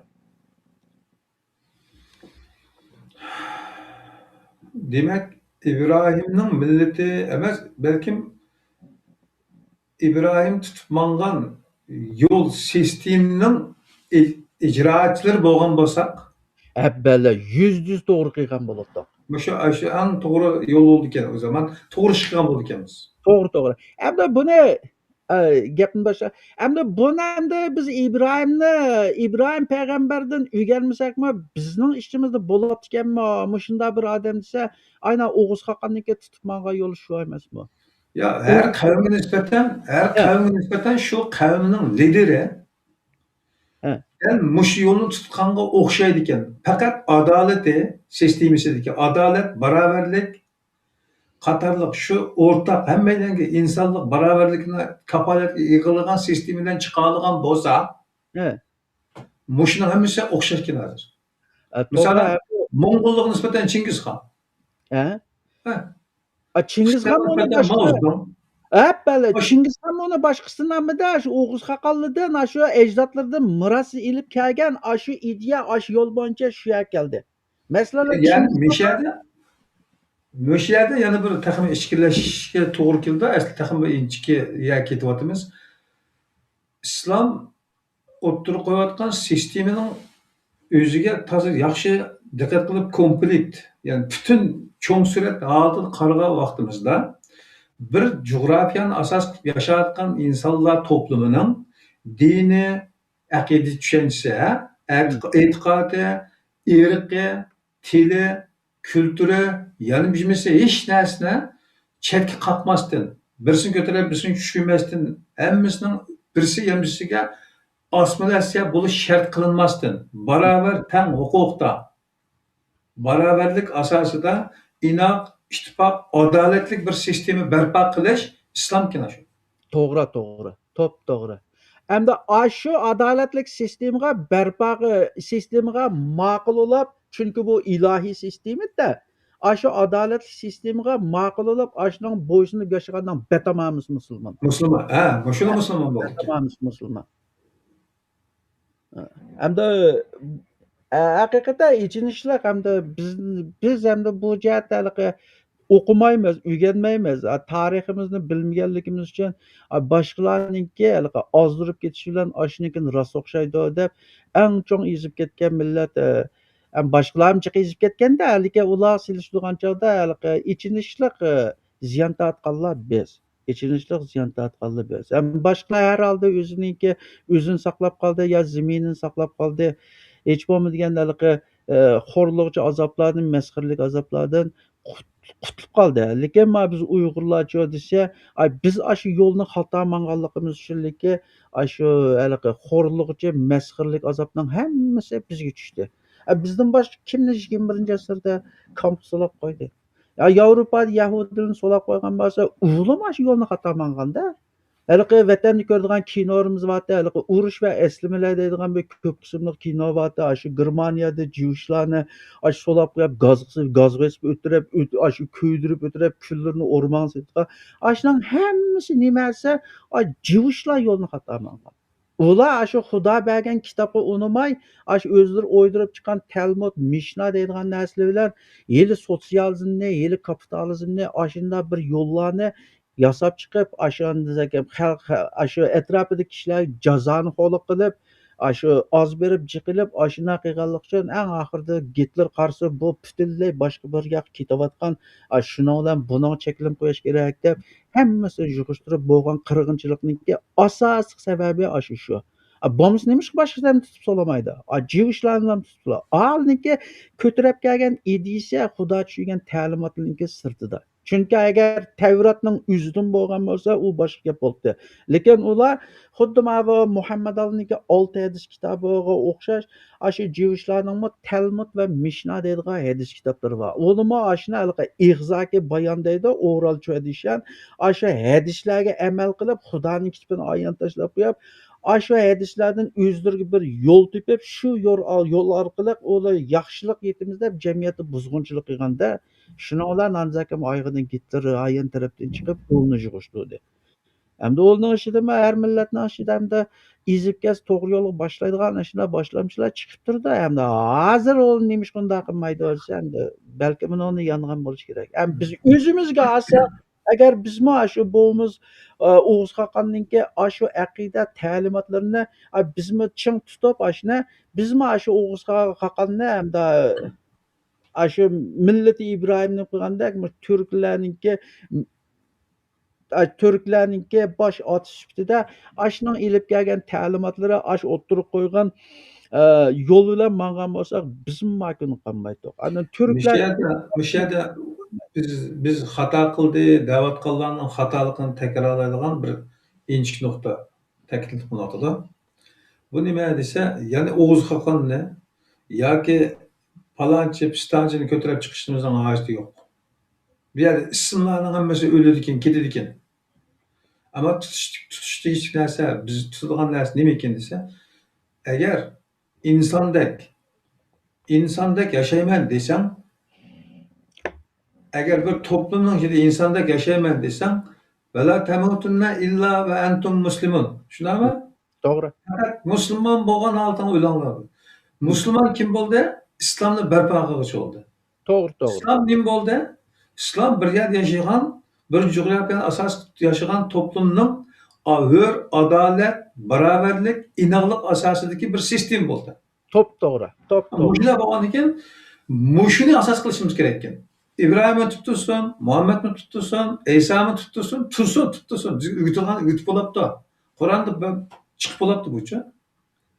Biz endi oldimizga qarab ma'lgan narsa nima ekan desa, biz jug'rafiyani asos qilgan, hozir biz o'zimizning vatanni asos qilsak, bizning Sharq Turkiston zaminini asos qilgan, shu tarkibida yashayotgan butun millatlar, qavmlar hammalar birlashib turib o'zimizning davlatni qurib chiqishimiz bugungi bizning islomimizga. Albatta. To'p-to'g'ri, to'p-to'g'ri. Endi bu yerda bizga o'rgatilgani bo'yicha, masalan, Iso payg'ambarni dadasi tug'ilgan deb shunday deydi, shundaymi? Ondan Muhammad payg'ambarni qechig'i minib osmonga chiqqan deb o'zi kelgan payg'ambarlarni, rasullarni shunda ilohiy ko'kka ko'tarib, amanda qilganmish. Agar shunda bir mo'jizalari, bir narsalarni borman bizning ishimizdan chiqqan payg'ambar bo'lsin, rasul bo'lsin, shuna keldim bo'lsa, masalan, O'g'iz Xaqanni aynan tug'ilib 40 kun bo'lgancha o'zining ismini o'zi qo'ydi ekan aynan. Rivoyatlarda u necha yerda shunday deb bor ekan. Tug'ilib 40 kun bo'lgan chog'da mening ismim O'g'iz Xaqan bo'ladi deb o'zining ismini o'zi qo'ydi ekan. Hamda bu nimaga o'xshaydi asosan Qur'onda sura Maryamda Iso payg'ambar tug'iladi-ku. Iso payg'ambar tug'ilibmi bo'shkida gap qiladi. Men Allohning payg'ambari bo'laman, Alloh menga kitob beradi deb bo'shkib qo'yadi. Buni bilan o'xshash. Ondan O'g'iz Xaqanningki o'zining qavmini, o'zininki millatini, ama hozircha til bilan aytaylik, o'zining millatini bir qorong'ulikdan yo'riqlikqa chiqib xotirjam yashash uchun bir o'nkirlardan birdan yo'l boshlab mangdi, shundaymi? Hamda uningga bizning rivoyatlarimizda osmondan bir ko'k nurlar birdan ko'k bo'ri tushib, ko'k bo'ri yo'l boshlamagan. Biz endi buni afsona deymiz. Buni endi Qur'ondagi rivoyat, Qur'ondagi qissalar asosan, masalan, Sulaymon payg'ambarning jinlardan, hayvonlardan bo'lgan askarlari yurishga chiqqancha bir tal o'pib yo'l boshlab mangdi. Ham Sulaymon payg'ambarga o'pib yo'l boshlab mangsa, uninki rost. Hamda O'g'iz Xaqonga ko'k bo'ri yo'l boshlab mangsa, olamda. Bu yerda yana bir o'rtaqlik bor ekan. Ya'ni millatga lider bo'lgan insonlarda o'ziga bo'lgan ishonch bek cho'ng. Ishonch. To'g'ri. Andan yana bir narsa gapga o'tilib qoldi deyish kerak.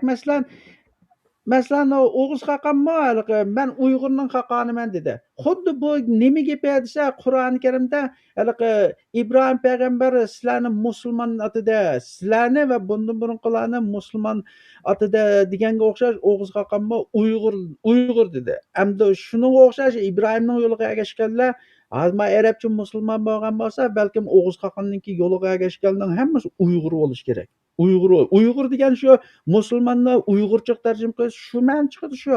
Bo'ysungucha, Uyg'urcha, taslim bo'lguchi degan gap chiqadi. Ondan bu yerda yana bir diqqat qilish tegishli masala hamda adolatni barpo qilishda. Hamda yana azroq nima qilish hamda insonlarniki yaratilishiga, zaminga paydo bo'lishiga sabablar nima qismi Alloh Qur'on deydi, men zaminni xalif yarataman desa, farishtalar qo'pib shunday qon to'kadigan, buzuqchilik qiladigan odamni yaratamsa, yoqmas sizlar bilmaydiganni bilimi deb insonlarni yaratadi, shundaymi? Hamda bu yerda har xil ko'z qarash va gap yana iziga keladi. Bu yerda har xil ko'z qarash va bizning hozirgacha bilib kelganimizda shu odam otini Adem oti deb shu baka chiqmaganda, odamni shu zimindagi butun insonlarniki hammasiniki otsa, hamma insonlar shu odamdan boshlangan deydigan bunda bir xato bir ko'z qarash bor. Hamda Qur'ondagi dalillarda mayli Tavrat bo'lsin, mayli Injil bo'lsin, uningdagi dalillarda u odamniki zimindagi tunji inson ekanligiga dalil yo'q. Hamda odam hatto jannat yaratilgan chog'da u yolg'iz bir emas. U yolg'iz bir emas. Bir turkum odamlar birlikda yaratilgan. Odam shularning ichidan tanlanib, masalan, biz sinfda 30 o'quvchi bor, biz sinf boshliqda sayilab qo'ydik-ku. Hamda ashunda birsi, hamda uniki xatoligidan, hamda hammasini zamindan chiqarib o'tib, shu inson bolalari shu zamindagi adolatni barpo qilish, buzuqchilikni yo'qotish uchun tanlangan hamda shu odam shularning ichiga birsi. Balkim shu chog'ning ichidagi yaratilganlarning ichida balkim yana boshqa sulab qolgan bo'lsa, u biz Uyg'urlar bo'lishimiz kerak. Shu chog'ning o'zida. Chunki ziminda yashayotgan yolg'iz odamlar emas. Agar yana bir nimada endi u odamni jannatda yasagan, andan ziminga chiqarayotgan deyilsa, endi u odam zimindagi hammalarning otasi bo'lmagandikan, balkim biz shu o'zimiz yashayotgan doira ichida ashadan paydo bo'lgan odamlar bo'lishimiz mumkin. Bu Qur'ondagi ma'lumotlarda bu insonlar har xil bosqichda, har xil sabablardan, har xil narsalardan yoritilgan.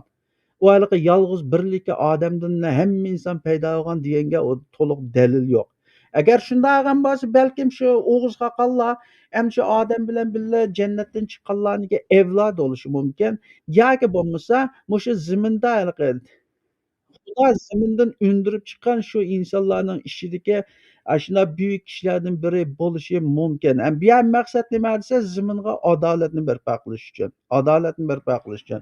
Hamda O'g'iz Xaqonniki rivoyatga qarasanglar, man Uyg'urlarni xaqoniman deb birlashib, bu dunyoga adolatni barpo qilish uchun safar qildikanda, shu safarning o'zida osmondan ko'k bo'rishib, oldiga chiqib yo'l boshlab mangadi ekan. Bu nimaga andan bu atrofidagi xalqlarga, atrofidagi davlat xalqlarga xat yozib berayotgan elchi orqali mening oldimga bo'ysungan oldi kelinglar deb.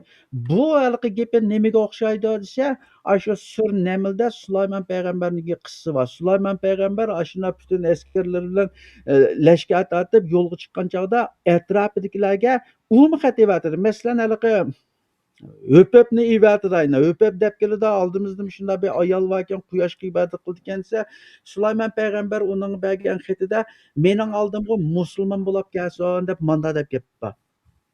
Ondan bu gap nimaga o'xshaydi desa, O'g'iznam qissasida ashunga o'xshash gap bor ekan ayna. Ashundan shunga sizlar bo'lsa kimki qani O'g'izga beqindiganligini bildiradi. O'g'iznamida ashunga o'xshash xat borki, u O'g'izxonniki yozgandimi, atrofdagilarga maktub evatib, maktub yozgan xatda men Uyg'urlarning xaqoniman, men butun jahonning xaqoni bo'lishim kerak. Shunga sizlarning menga bo'ysunishinglarni so'rayman deb mushunday gap bor ekan. Shunga men sizlarning menga bo'ysunishinglarni so'rayman deb. Bu gap Qur'oni Karimda tilga ilingan, Sulaymon payg'ambarniki Bilqisga yozgan mening oldimga bo'ysungan oldi kelinglar. Bo'lmasa men sizlar bilan urushman degan gapiga o'xshash gap bu. Endi uni o'pib Sulaymonni boshlab borsa bo'ladi, Sulaymon oxiratni yozsa bo'ladi. O'g'iz Xaqonni bo'ri boshlab borsa unda O Qur'ondan chiqdi-da. Qur'ondan chiqdi. Chunki bizga Qur'on samoviy kitob, Qur'ondan boshqa samoviy kitob yo'q, Qur'ondan boshqa kitobning hammasi yolg'on deb biz shu arab dinini qabul qilgandan tortib, shu arabninki bizning ishimizdan tanlab tarbiyalagan odamlarninki shu singdirishi bilan bizning kallamizga shu singib ketgan. Shuning uchun biz o'zimizninkidan ishdan chiqqan mayli payg'ambar bo'lsin, mayli rasul bo'lsin, o'zimizning kitoblarini butunlay rad qiladigan mushundaq bir ideyada cho'ng'igan odamlar biz. Shuning bilan o'zimizninkini xalqi bir gap bor, yenidagi mulla jamollar, yiroqdagi mulla damollar deydigan. Shuning o'xshab biz o'zimizninkini tashrif deb xalqninkini rostga shu cho'ng bilib, xalqning keyindan ergishib ketaverib kelgan yerimiz shu. Ko'rgan kunimiz shu. Endi o kitobni akilib surishtirib baqsa, o'xshash ayna. Qur'oni Karimda bor 10 commandment deyildik o'tganda ba'sini men sanab berdim. Ashning hammasi O'g'iz Xaqonning yasalarida, Bilgi Xaqonninki yasalarida, qonunlarida tosh qo'yib putilgan. Agar mumkin bo'lsa, men hozir birma-bir selishtirib oz deganda 5 o'xshashligini deb beraman hozir. Endi u balkim endi qog'oz yozmay tosh qichayotgan bo'lsa, shuni hisob qilish kerak. Lekin manba nima desa, bizning qo'limizda o'zimizning kitobiga ega bo'lolmagan mushunda bir ichinishli holimiz bor. Bo'lmasa ikki kitobdagi O'g'iz Xaqonning yasalaridagi Bilgi Xaqonninki tosh qo'yib ketgan yerlardagi narsalar bilan Qur'onda deyilgan qilinglar, qilmanglar degan shu buyruq narsaniki hammasi asosiyatga o'xshash. Uningda cho'ng bir farq yo'q. Hatto shu yasalning birinchisidami Tangri tektur deb bor.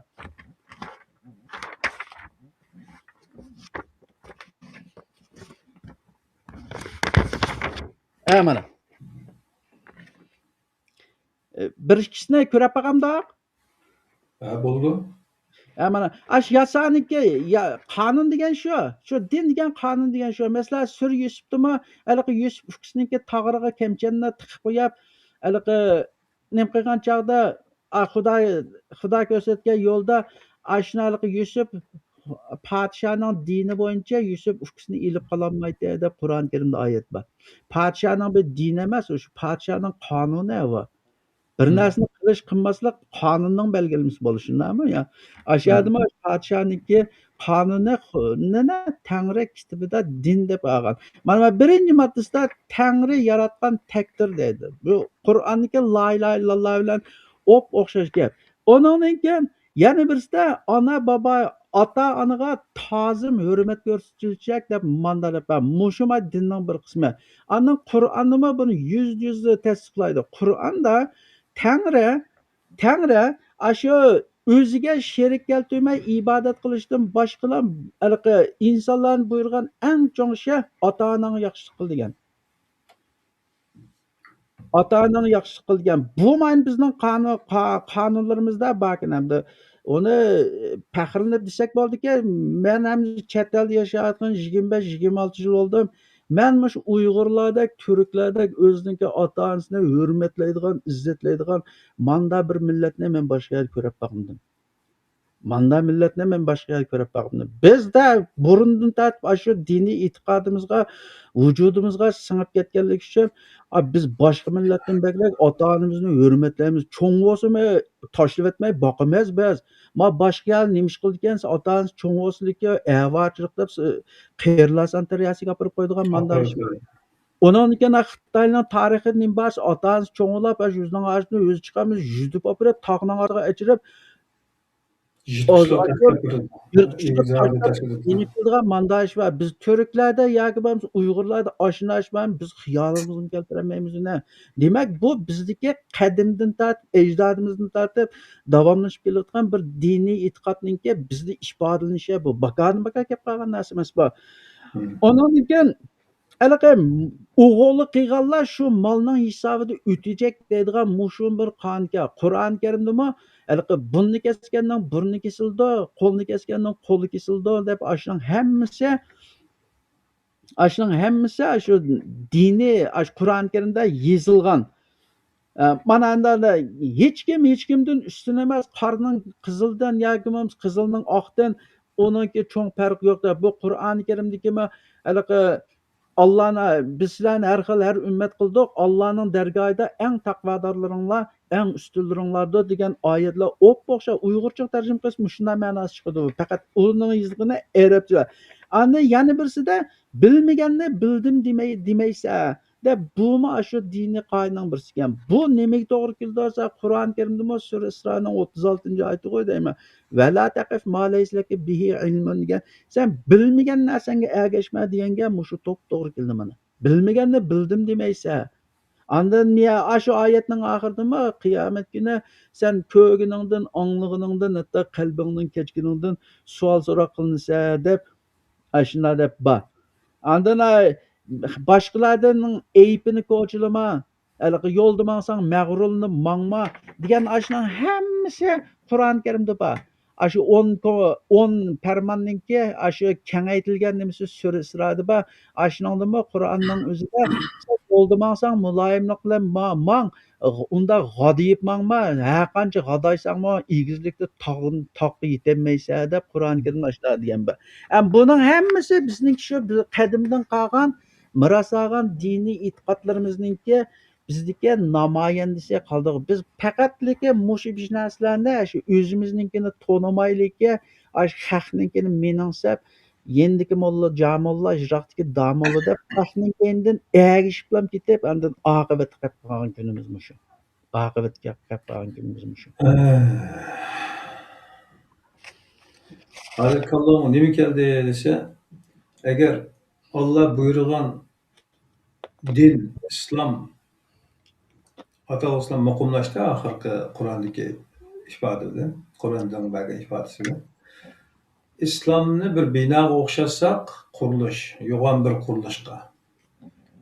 Uning mixlardan tortib ushshaq qishlargacha har bir ventillargacha nima lozim bo'lsa, qaysi o'lcham, qaysi standartda bo'lsa, andan keyin shu qurilishga mukammal bir bino bitib chiqadiganligiga aloqador mana bu standartlashish degan narsa bor ya. Ya'ni mana bu international mana bu xalqaro Ölçemleşeş. o'lchamlashish. Shu o'lcham shuki. Hozir misolan ota-ona yaxshilik qilish, o'g'illik qilmaslik, yolg'on so'zlamaslik, yolg'on guvohlanmaslik, bularning hammasi bir to'plum, bir jamiyatning, sog'lom bir jamiyatning maydon kelishi uchun zaruriyatlar. Shunga bo'lgan lozimatlar-ku bu. Shundoq pishqinib ishlab chiqilgan chog'da endi bu to'plum yuqori narsani hokimiyatdagi yuqori narsalarni ko'taradigan bo'lgan ekan. Doğru. Bu narsa hozirgi allamdan shuni elakdek o'tdi hozir. Mana bu ko'raman do'stlarimizdan ba'zilarini inkoslarni paylaşqimiz, o'rtoqlashqim keldi. Do'st ko'k tirik ismli qarindishimiz savol qo'yish kerak. Nimishqa mushu maydondagi dilla faqatla o'ttir sharqni markaz qilgan holda paydo bo'ladi.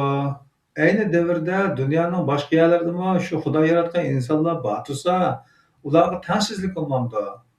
Xudo adolatlik tursa, o'ttir sharqdan chiqmay, boshqa yerdan chiqqan bandalar bilan kori olmaslik mumkinmi? Shunga biz faqat haqni taniymiz.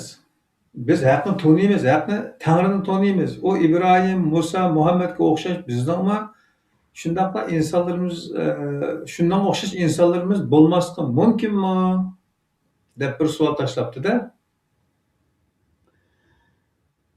Bu yerda mening aqlimga kechgan narsa nima bo'ldi desa, bizga hozir Qur'ondagi manbalarga qaragan vaqtimizda Qur'onda zikr qilingan dinlar va ummatlar misol keltirilgan qavmlarning ko'pinchilarining hikoyatlari asosan o'ttir sharq markaz qilgan ekan. Doğru, doğru. Undaqda boshqalarning nima hikoyasi yo'q, boshqalarning nima gapi yo'q degan narsa kallardan kechadi insonlarning normalda. Endi Qur'ondagi ba'zan ifodalarga qarasak, biz qandaqlik qavmga ularga payg'ambar rasullarni avatmoqchi bo'ldiki, ularning tilini avatdik dedi. Shunaqa ularning tilidan, ularning ishidan chiqardik dedi. Qur'ondagi manbalar qarag'achlar. Yana men shuni hech vaqt o'ylanib kelayotgan yana bir kallamning bir yerlarida meni qatlaydigan masalalardan biri shu edi. Agar suv osmondan suv yog'sa, yomg'ir yog'sa, na qurg'oq bo'lsa shu yer ichidi. Na zey bo'lsa shu yerda suv singmaydi, to'xtab qoladi. Ya'ni ichmaydi, qabul qilmaydi. Shu Qur'ondagi zikr qilingan voqea hadisliklarga qaraydigan bo'lsak, bular masalan keyingi arablarni deydi. Bizga hozir islom bilan sharaflandik deyotgan arablarga qaraydigan bo'lsak, arablarning shu zamondagi yashagan ahvoli hokimiyatsiz qolgan millatning ahvolidan hech farqi yo'q. Ya'ni bugungi kunda Uyg'ur qaranglar. Bugun Uyg'ur o'tganda koronavirus sababli uylik tiqib ekan, oqsingil, ona bola, dada qiz nima ishlarni qilmadi, qo'sa ko'tarib yurganlik hikoyalarini anglab ketdi. Bolasini tug'ib tashlab etganlarni angladik. Aramdan ya'ni baqolmaymiz deb hech nima qilib etgan. Setayotgan avval yo'qda, chunki bizning millatning an'anazi tushunchamizdagi pokizlik bor, dinning quvvatidan. Kunimizga qadar ishlab chiqarilgan filmlarning birisida qiz o'g'illarning quchoqlashishi, qandaqdir bir lav yiqishlari yo'q. Hozir qadar. Biz hozir bizga bayroqlar bo'layotgan arab, fars, turk hammasining bor. Shunami ya? Bizga o kadar buzuqchilik, o kadar maydon o'qib kirolmaylik. Chunki bizning quvvatimizning milliy quvvatdan, shu ajdodlarimizdan kelgan dinning quvvatidan bizda o kadar rezillashib qolgan gallarimiz bor. Elbette, top doğru. Lekin hokimiyatsiz qolgan ahvol ostida, ya'ni islomsiz qolgan bo'libizda anida. Hokimiyatsiz qolgandan qanday bo'lamiz? Mustamlika qilingan ekanmiz. Boshqalarning qo'l ostida ezildi ekanmiz, qul bo'ldi ekanmiz. Hozir qul bo'ldik ona. ата-сіңілдерімізге yo'lamaqliq, beshimizdan kechgan narsalarni hammani agar oldimizga mayonga tizib qo'yib, ayonga o'z vaqtidagi mushriklarning zamonidagi jamiyatda yuz bergan voqea hodisalarni ikkisini ikki yon qo'yib silishtiradigan bo'lsak, A'nın ismi Arab, B'ning ismi Uyg'ur bo'lib qolganligi bilan farqi chiqadi. Adan bir narsa hozirlab aqlim keldi. Bizga nimani ziyon tortsak, biz bu Arabning dinini ziyon qabul qilgan ekan, biz butunlay ziyon tortgan bir millatmiz. Biz oldi qarab mangmay, keyni qarab manggan xalq biz. Ama bayam yasalarni sanab o'tdik shundaymi? Ota-onaga hurmat qil deydigan mandayri bu diniy e'tiqod qonun bo'lib bizning vujudimizda yoshlarni hozirgi kechimni kelgan. Endi bizga Arabning dinini qabul qildiganlinki, shu din tushgan odamning nazarida ota-onasini ashunchalar hurmat qilamiz desa, yo'q. Buni kesib aytishga bo'ladi. Bizningki dinimizda biz Uyg'urlar, Turklarning jamiyatida ayollarning o'rni qanday bo'lsa, erlarning o'rnimi shunda. Biz ayollarni hurmatlaymiz, ayollarni xo'rlamaymiz biz. Lekin men Arab dinining nimasi uchun hech qachon bunday emas. Buning talay misollarni keltirib bor. Masalan, bir dona misollarga hammani yig'ishtirsak, bizningki Uyg'urlar, Turklarningki e'tiqodda ota-onaning o'rni bek yuqori, bek ulug', shundaymi? Endi bu dinni ko'tarib kelgan Arab dininiki diniy e'tiqodi bo'lsa, onaning o'rni it bilan eshak bilan o'xshash. Buniki dalil nima desa, shu Muhammadulloh e'tiqod qilgan hadisda namoz o'qiyotgan bir odamning oldidan birisiga it o'ssa, yana birisiga eshak o'ssa, yana birisiga ayol kishi o'ssa, shu namoz o'qiyotgan odamning namozi buzildi. Bo'lmasa ayolning gunohi nima? Mag itniga nejis deydi, eshakniga harom deydi. Ayolning gunohi nima deb so'rash kerak. Faqat ayollab qolganlik uchunlikka shu namoz o'qiyotgan odamning oldidan o'tganlik uchun odamning namozi buzildi. Bu o'ylab qo'ying, bu bir ota-onaga, bo'lma onaga bu hurmatsizlik bu. 9 oy 9 kun qo'saq ko'tarib, bek cho'ng qilib, shu bolasini cho'ng qilib, namoz o'qidak bo'lgan chog'da oldidan o'tib qo'ysa, u bolaning namozi buzilib ketgan ekan, u ayol shu nejis bo'lishi. Uning nazarida ayol bu yerda yana sal egirini tuzlayman desam, oshirib degandek bir oshirib tushib qoldi. Chunki jannat ayol onanglarning oyog'i ostida degan narsani ko'tarib kelib, "Ya unda emas, biz beshimizni ko'taramiz" degan gap bilan tanlab chiqadi-ku. Bular jumloq ta'voz. Qayerga kelgan chog'da nimani ishlatishni bildi ekan. So'nggi kundek mallaqday turdi ekan. Shu bo'lmay undan tutqilinmaydi, ularni o'shalarni qo'yib turib biz hozir. Ona ayolib kiramiz zaten. Asli temamizda bo'lgan Ibrohimning millati kelimasiga qaytib kelsak, İbrahim bugungi kunda Uyg'ur deganga o'xshash ketgan. Masalan, millati İbrahim degani shu. Millati İbrahimning yo'li o'xshagan shu. ya'ni İbrahim bir hokimiyatning ismi ekan shu zamonda. Shunday bir ideya hokimiyatning qurg'uvchisining ismi. Baravar, adil, hur. Shunami? Shunday bir ism. Ya'ni demoqchi bo'lganim, shu İbrahim ismining shu vazni, xarakteri, roli qatorliqlardan ilib aytgan vaqtimizda bir millatning ismi ekan desak, o zaman Uyg'urning millatining bir ism. O'xshash baravar ism. Xitoy bugungi kunlikda o'zining ismi Xanzo. Ammo davlat barpo qilgandan keyin paydo qilayotgan ism nima? Junxo Minzo. Junxo Minzoning ichida Xitoy mening ismim yo'qolib ketdi, demdi demamdi. Demaydi u. Demaydi. Chunki bu yerda millatning ismi muhim emas, hokimiyat muhim. Kim hokimiyat? Kim tutadi shu hokimiyatni? Shu hokimiyat tutish muhim, shuni tutish muhim ekan. Shuning uchun bizlarga Muhammad alayhisalom bo'lsin, undan keyingi bu imomlar bo'lsin, aqida turli mazhablardagilarning ismlari bo'lsin, masalanda. Ashunning hammasi nimadan kelib chiqadi ekan desa, odamlar elib kelgan yo'lni tashlab qo'yib, odamning ismiga esilib xatolik tufaylidan farqlar o'tirib chiqib ketdi ekan. Boshqalardan kelgan ilm nima? Shu bit ko'tarib kelgan ekan, bizning uning ta'siri ushqalar, uning o'lish ketadigan gap ekan. Shuninglar mabadga millat yana parchalandi ekan. Şunu qanday qilish kerak ekan desak, bizda milliy tomujni bo'lishi kerak ekan. Milliy manfaatimizni eng birinchi o'rin qo'yadigan shaklda milliy manfaatimizga nima taqozo qilgan bo'lsa, shuni barpo qilish, shuni hal qilish uchun Hmm. izlanishimiz kerak ekan va chekinmasligimiz kerak ekan zaten. Doğru. Doğru.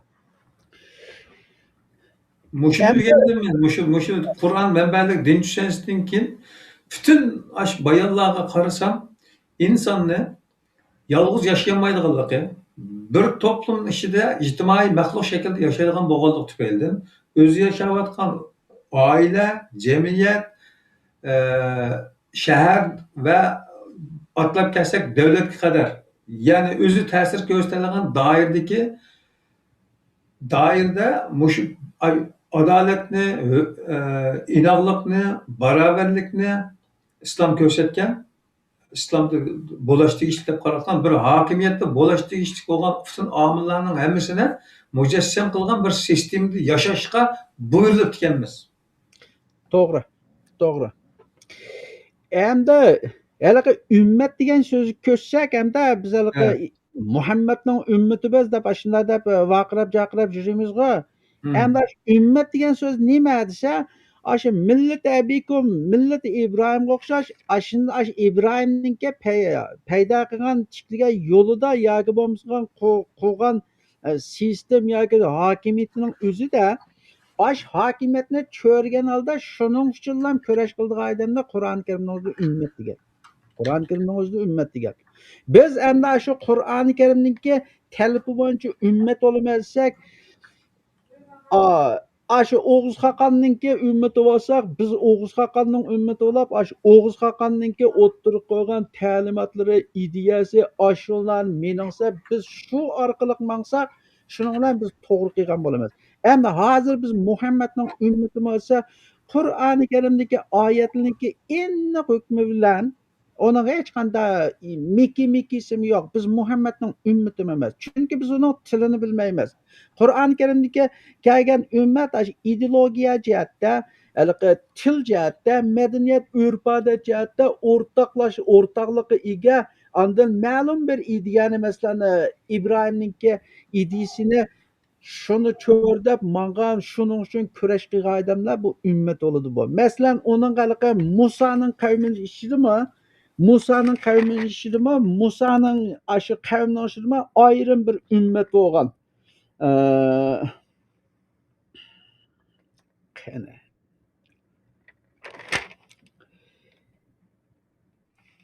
Mana sura A'rofninki 7-sura 159-oyatda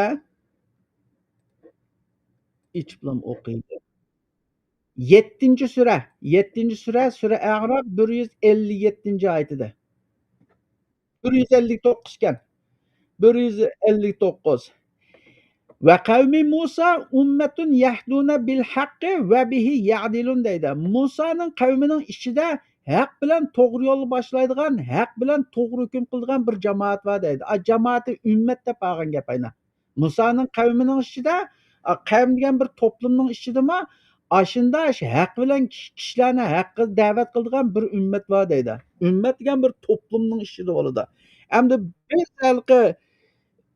biz hamda to'g'ri ummat bo'lamiz desak, buning nurg'ilg'an misollarni akilish mumkin. Biz hamda to'g'ri ummat bo'lamiz desak, biz Arabning ketmanini chepishdan to'xtab, biz o'zimizning ketmanini chapsak, shu bizga miros qolgan shu ajdodlarimizning dinini qo'llab chiqaramdiq yoki bo'lmasa uni topolmasak, shu Qur'onning ichidagi bizga mos keladigan universallikka ega butun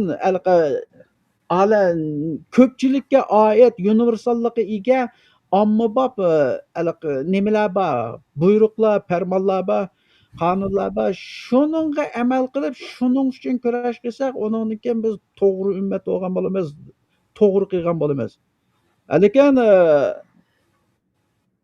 hamda Qur'oni Karimdagi oyatning hukmi bilan biz Muhammadning ummatimi degan joyda kesiblikka yo'q. Chunki u Muhammad bizning tilimizni so'zlamagan, bizni hech qanday bilmaydi. bizni bilmagan, bizni ko'rmagan odam bizga hech qanday guvochim bo'lolmaydi. Hamda bizga biz kimning ummati? Biz endi hozirgina ummatlab nima qilmasak, o'zimizning ishidan chiqqan mayli rasulullohda yoki bo'lmasa bizga bir to'g'ri dinni ilib kelgan, Xudo tarafidan kelgan to'g'ri dinni yetkazib kelgan odamga yordam berib, o'zimizning millatning ichida o'zimizni shu haqqa qaytirish, ya'ni Xudoning to'g'ri diniga ergashtirish yo'lidagi to'plangan kishilar bo'la olsak, bu to'g'ri qilgan bo'lamiz. Endi Xudoninki kitobda deyilgan ummat degan so'zga uyg'un ish qilgan bo'lamiz. Lekin hozir bizniki ichinishli vaqa ayni biz shu o'zimizning Muhammadning ummati deb Afg'onistonda o'ldi nechidan, Suriyada o'lyapti. Endi bu bir qadrsiz, bir ahamiyatsiz bir o'lim bu. O'ldan so'zga hargiz unmaydi, lekin Xudoninki kitobi asosida ular haliqi behuda o'layotganlar qatori chirdi. Faqat Hozir o'zini mana Sura Araf'ninki 157-oyat dedikmi? 159 9'mu ta? 159. Musoning qavmining ichida kishilarni haq bilan to'g'ri yo'lga boshlaydigan, haq bilan to'g'ri hukm qilgan bir jamoa bor deb tarjima qilibdi nimada? Aynen. Aş ümmet degan aşağı. Aşağıdaki ve min kavmi Musa, Musa'nın kavminin içinde ümmetin yahduna bil hakkı ve bihi yagduna kişilerine hakkı davet kılıp onu aşağı hakikat yetekleydiğen bir ümmet var deydi. Musa'nın kavminin içindeki ümmet abi. Ummet degan kelimening jamoat deb ma'nosi bormi? Cemaat depme bağımlı köpçülük dep. Lekin umumiyizden elip aytgan chog'da bir guruh bo'ladi. Aşı ma'lum bir ideya yoki e'tiqodni ashuni cho'r degan holda birlikka kelgan, to'plangan bir guruh. Lekin bu guruhning sharti nima? O'xshash tilda so'zlagan, o'zaro tushunish oladigan, o'xshash tilda madaniyat til o'rtoqligi manda bo'lishi kerak. Shunga bizda hamda arab bilan hech qanday munosabatimiz yo'q. Uning tilini bilmaymiz, urf-odatlarimiz o'xshash emas. Shunga biz u Qur'oni Karimdagi Muhammadning ummati biz bo'lolmaymiz. Agar bo'lamiz desak, hammanimizni tashlab arab bo'lib, arab so'zlashimiz kerak, arabning madaniyatini qabul qilib, butunlay ishimiz kerak. Shunday bo'lgan chog'da hamda o'g'liniki ummat talabiga loyiq bo'lamiz. Lekin shuning hammani o'zgartirishimiz kerakmi? U Xudo bizdan talab qilgan narsa emas u. Andın inniq oyatninki hukmi bilan har ummatga o'zining tilida so'zlab rasul keladi deb oyat bor. Unda bo'lgandan keyin biz texmi Muhammadning ummati emas. Biz ummat bo'lsak, Uyg'urlarga Uyg'ur so'zlab keladigan, Xudoning dinini elib keladigan Uyg'urning elchisiga ummat bo'lsak to'g'ri bo'ldi. Muhammadga emas. Endi Muhammadga ummat bo'lish har kimning o'zining ixtiyori hamda diniy e'tiqod erkinligi. Tamam, sen bilma shu Muhammad Salihning tarjima qilgan tarjimasiga ashib uylab biramsan, u o'zingning ixtiyori. Yo'q, men Muhammadning ummatidan deb arabniki afson rivoyatiga ergashib Afg'oniston, Suriyada uylab biramsan, u o'zingning ixtiyori. Xudoning dinida o'tni kim tutsa, shuning qo'li kuydi. Lekin Xudoning dini asosida biz shunday ummat bo'lsak, yo'q. Endi u nima ish qilsa, o'zining ixtiyori, oqibatiga o'zi mas'ul. Biz faqat ogohlantirib qo'yamiz onun xatoligini.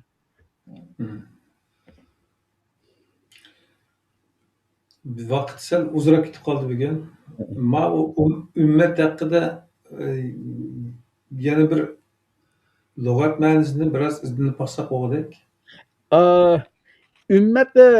Ummatning asosiy lug'at ma'nosi shu. Men uni jiq izlanib yezibmi qo'ydim men ummat degan. Bir guruh kishilar deydi. Bir guruh kishilar ma'lum bir boshliqni cho'r degan holda shu ideyani yoki ishonchini cho'r deb shu bo'yicha harakat qiladigan bir bo'lik kishilar degan gap. Masalan, hozir uning bishtal dalilini Musoning qavmining ichidan ummatin yahduna bil haqqi deb başlaymi? Musoning qavmining ichidan kishilarni haqiqatga yo'llaydigan bir ummat bor deb shunday deydi. Ondan keyin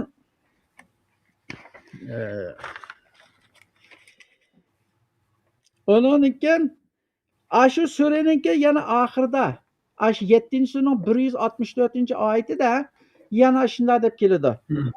bir 164. ayetida ve iz qalat ummetun minhum lima ta'izuna kavmen. Uyg'ur islam o'qili o'z vaqtidagi ularning ichidagi bir ummat deydi. Mana ve iz qalat ummetun minhum dedi. O'z vaqtida ularning ichidagi bir ummat Allah halok qiladigan yoki qattiq azoblaydigan qavmga sizlar nima uchun nasihat qilasizlar degan edi deydi. Ummatma shu bir guruhga.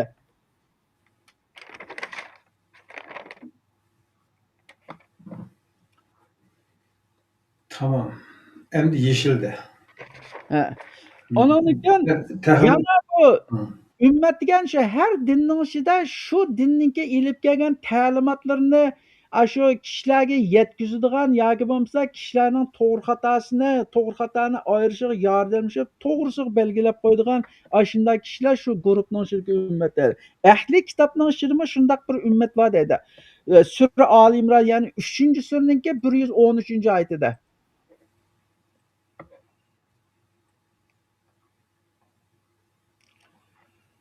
3-suraning 113-oyatida Leysu sevaen min ahli kitabi ümmetin qaimeten deydi. Ular o'xshash emas. Ahli kitobning ichidami kechalari shu tik turib Allohning oyatlarini tilovat qilib sajda qilib turadigan bir ummat bor deydi. Bir ummat Başdan ayak cemaat deb tercüme qilibdi ma bu tercüme kimdan tercümesi kimdan?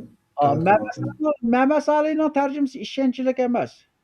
Onu o'qisa hamda men uning hammasini xato demayman. Mutlaq ko'p yerini to'g'ri tarjima qilgan, lekin ba'zi yerlarda burmalash bor. Hamda qolg'ini izlangichlarniki o'ziga bog'liq. Ama mişi bir qancha oyatdan kelgan nimasidan qaragan chog'da dillash to'g'ri kelsa, ummat kalimasi haqiqatan kichik guruh ekan. Kichik guruh ekan. Ashunda bo'lishiga bakmay Muhammadning ummati degan bir narsaning ichiga kiribdi-da. Shuning orqali bizni ozdirayotganda, shu orqali bizni ozdirayotgan. Hatto Qur'onda qushlardan tortib hayvonlargacha ular bir ayrim bir ummat degan. Masalan, kepta bilan bir ummat hech qachon to'qi bilan bir yerda yashamaydi u. Hayvonlar bir ummat hech qachon shu qushlar bilan bir yerda nima qilmaydi. Uning hech qanday o'xshash emas, farqli. Ummat deganimiz asosiyatdan shu e'tiqod jihatda ma'lum narsani yadro qilgan shu cho'r degan holda o'zining atrofidagi kishilarga ta'sir ko'rsatib, shu yadroni markaz qilib boshqalarni yetaklaydigan odamni ummat deymiz. Bayon degandagidek biz Muhammadning ummati emas, agar Qur'oni Karimning hukmi bo'yicha biz Muhammadning ummati bo'lishimiz uchun cho'qim Muhammad bilan o'xshash tilda so'zlashimiz kerak, kiyim-kechak, urf-odat hammamiz o'xshash bo'lishimiz kerak. Hamda uningga u Xudo bizdan talab qilgan narsa emas. Hamda biz u Muhammadning ummati bo'lmagandan keyin uning ummati bo'laman deb uning keyindan chopashtirganning hech qanday foydasi yo'q. Anda yana birisiga vaqt az qolgandek turdi to'xtalar. Anda yana birisi bu yerda hammadan bir aniq bir narsa bor Qur'oni Karimda. U ummatga Tangri, Xudo har ummatga o'zining tilida so'zlaydigan rasul, elchilarni evatish bilan birga har ummatga o'zining tilida kitob evatgan. Biz Uyg'urlarning cho'qim iloh tarafidan kelgan kitobimiz bor. Agar bo'lmagan bo'lsa, boshqa tarafdan shu ilohiy dasturlarni bizning tilimizda ayni qilib ko'chirib kelib bizga taqatgan kitoblarimiz cho'qim bo'lishi kerak qadim zamondan. Bo'lmasa Qur'oni Karimda sura Josiyaniki 28-oyatida deyman. 40 sura Josiyaning 28-oyatida vatara kullu ummatin jasiyatan kullu ummatin tad'u ila kitabiha deb oyat bor. Qiyomat kunida har ummatni tizlangan holda ko'rsan, har ummatni biz o'zining kitobiga chaqirtimiz. Bugun sen mush kitobingga oid sen nima ish qilding, nima etding, nima qilding, shuning o'ziga berilgan kitobga ko'ra biz u ummatni savol so'roq qilamiz deydi. Hamda biz o arabcha bizning tilimiz emas. Jasiya degan g'ashiya shumi? Jasiya yo'q, sur Jasiya 40 nechimiki? Men hozirlam topay. Sur Jasiya. Ha, shunday 45 ken. 45. 45 45 nechinchi oyat? 28-oyat. Sur Jasiyaniki 28-oyatda. Tamam. Xatolaşmasam. Topdim. Ha, 28-oyat ekan. Sur Jasiyaning 28-oyatida vatara kullu ummatin jasiya, jasiyatan deydi. Her ümmetni tizlangan holda ko'rsatadi. Kullu ummatin tad'a ila kitabiha el yawma tujzavna ma kuntum ta'malun deydi. Her ümmetni tizlangan holda ko'rsa, her ümmet o'zining kitobiga chaqirildi deydi. Mayadiki ma kitobni mamasali nomamaliga deb burmilib o'tgan bu yerda. Kitob degan boshqa, nomamali boshqa. Ularga bugun qilmishinglarga yarasha mukofotga erishsizlar yoki jazoga uchraysizlar deyiladi deydi. Ashadiki nama kitobni nomamaliga o'zgartib o'tganligi uchunligi biz ani ko'rib, ha biz qilmish etmishlarimizni shu lavhul mahfuz nomamal kitobiga daftarga yozilib turdi ekan. Biz qiyomat kuni shu nomamal qilmish etmishlarimizga ko'ra bizdan savol so'roq oladi ekan Tangri deb manda bir xato hukm kirganda bizga. Lekin oyatning esiga bo'lsa kitobga chaqirdi. Masalan, Qur'onni arablarga berdi. Qiyomat kuni arablardan Qur'ondan hisob oladi. Qur'ondan hisob oladi. Endi Tangri adolatli Tangri bo'lsa hech qachon arabcha Qur'onni tushirib Uyg'urdan arabchani ta'minlaydi. Tushunami ya? Biz uning shirkini bilmaymiz biz. Cho'qim bizdan hisob oladigan kitob cho'qim bizning tilimizda biz tushungan bo'lishimiz kerak. Endi arabcha 86-yil Muhammad Sali tarjima qildi deb butunlay to'g'ri emas. 1000 yilning yog'zi biz bilmagan kitobdan mening dinimda bosh arabniki o'rgatgan afson rivoyatlarni din deb e'tiqod qilib ham qiyomat kuni undan avvaldan qanday chiqamiz buni dafa o'ylashmoqmidik dafa. Agar shu Qur'ondan, mush tushilgan Qur'ondan insoniyatning dinimi shu, hammadan mush kitobdan imtihon berdi bo'lsa, u chog'da arab tilini o'rganmagan odamning batamamisi gunohkor bo'ladi. Chunki u bizning tilimiz emas. Ha qancha o'rgansakmi arabning tilini o'rganib, arabning o'zi gumonlanmasa o'zining tilidan. Biz nimasini o'rganib olamiz uni? Shunga bu yerda shunday bir ezib ketish mavjud. Hamda bizning eng chong ezib ketgan yerimiz mushu 2 nuqtada. Mushu 2 nuqtada biz bek chong ezib ketgan. Shunda buningga xotim berish kerak. Boshqalarni to'xtatib to'g'ri diniy aqida, to'g'ri dunyo qarash, onanikin to'g'ri yo'lga kirishimiz kerak. Bo'lmasa bu oyga chiqmagan ko'chada hammamiz o'rtaga halok bo'lamiz.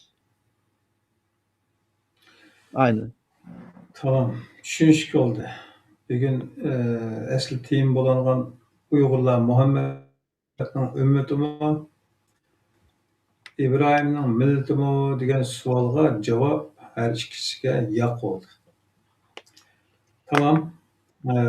Savoldan bir qancha savol bor. Shu savolni javoblaydilar, andan keyin to'xtadilar.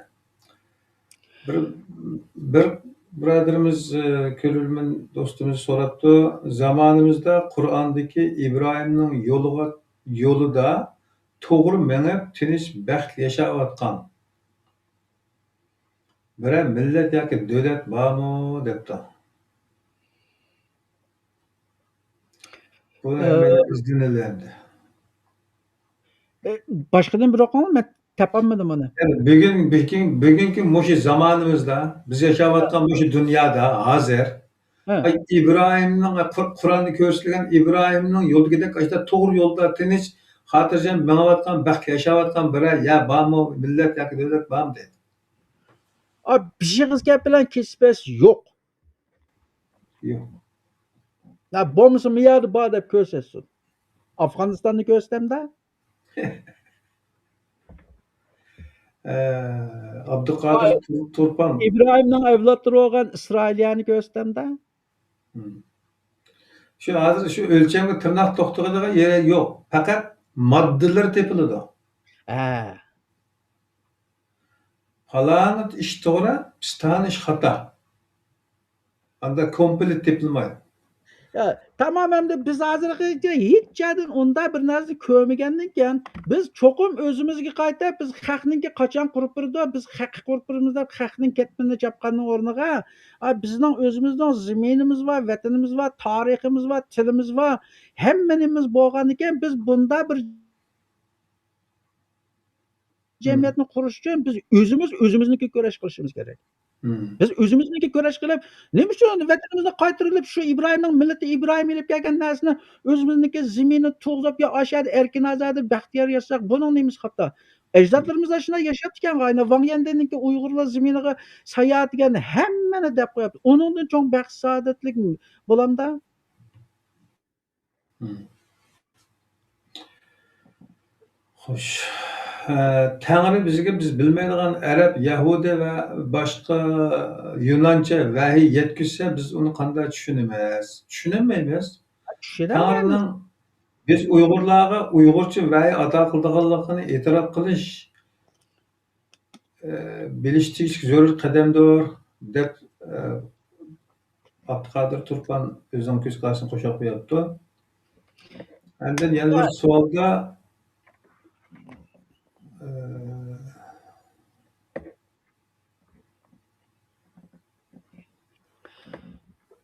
ma boshqa ekan.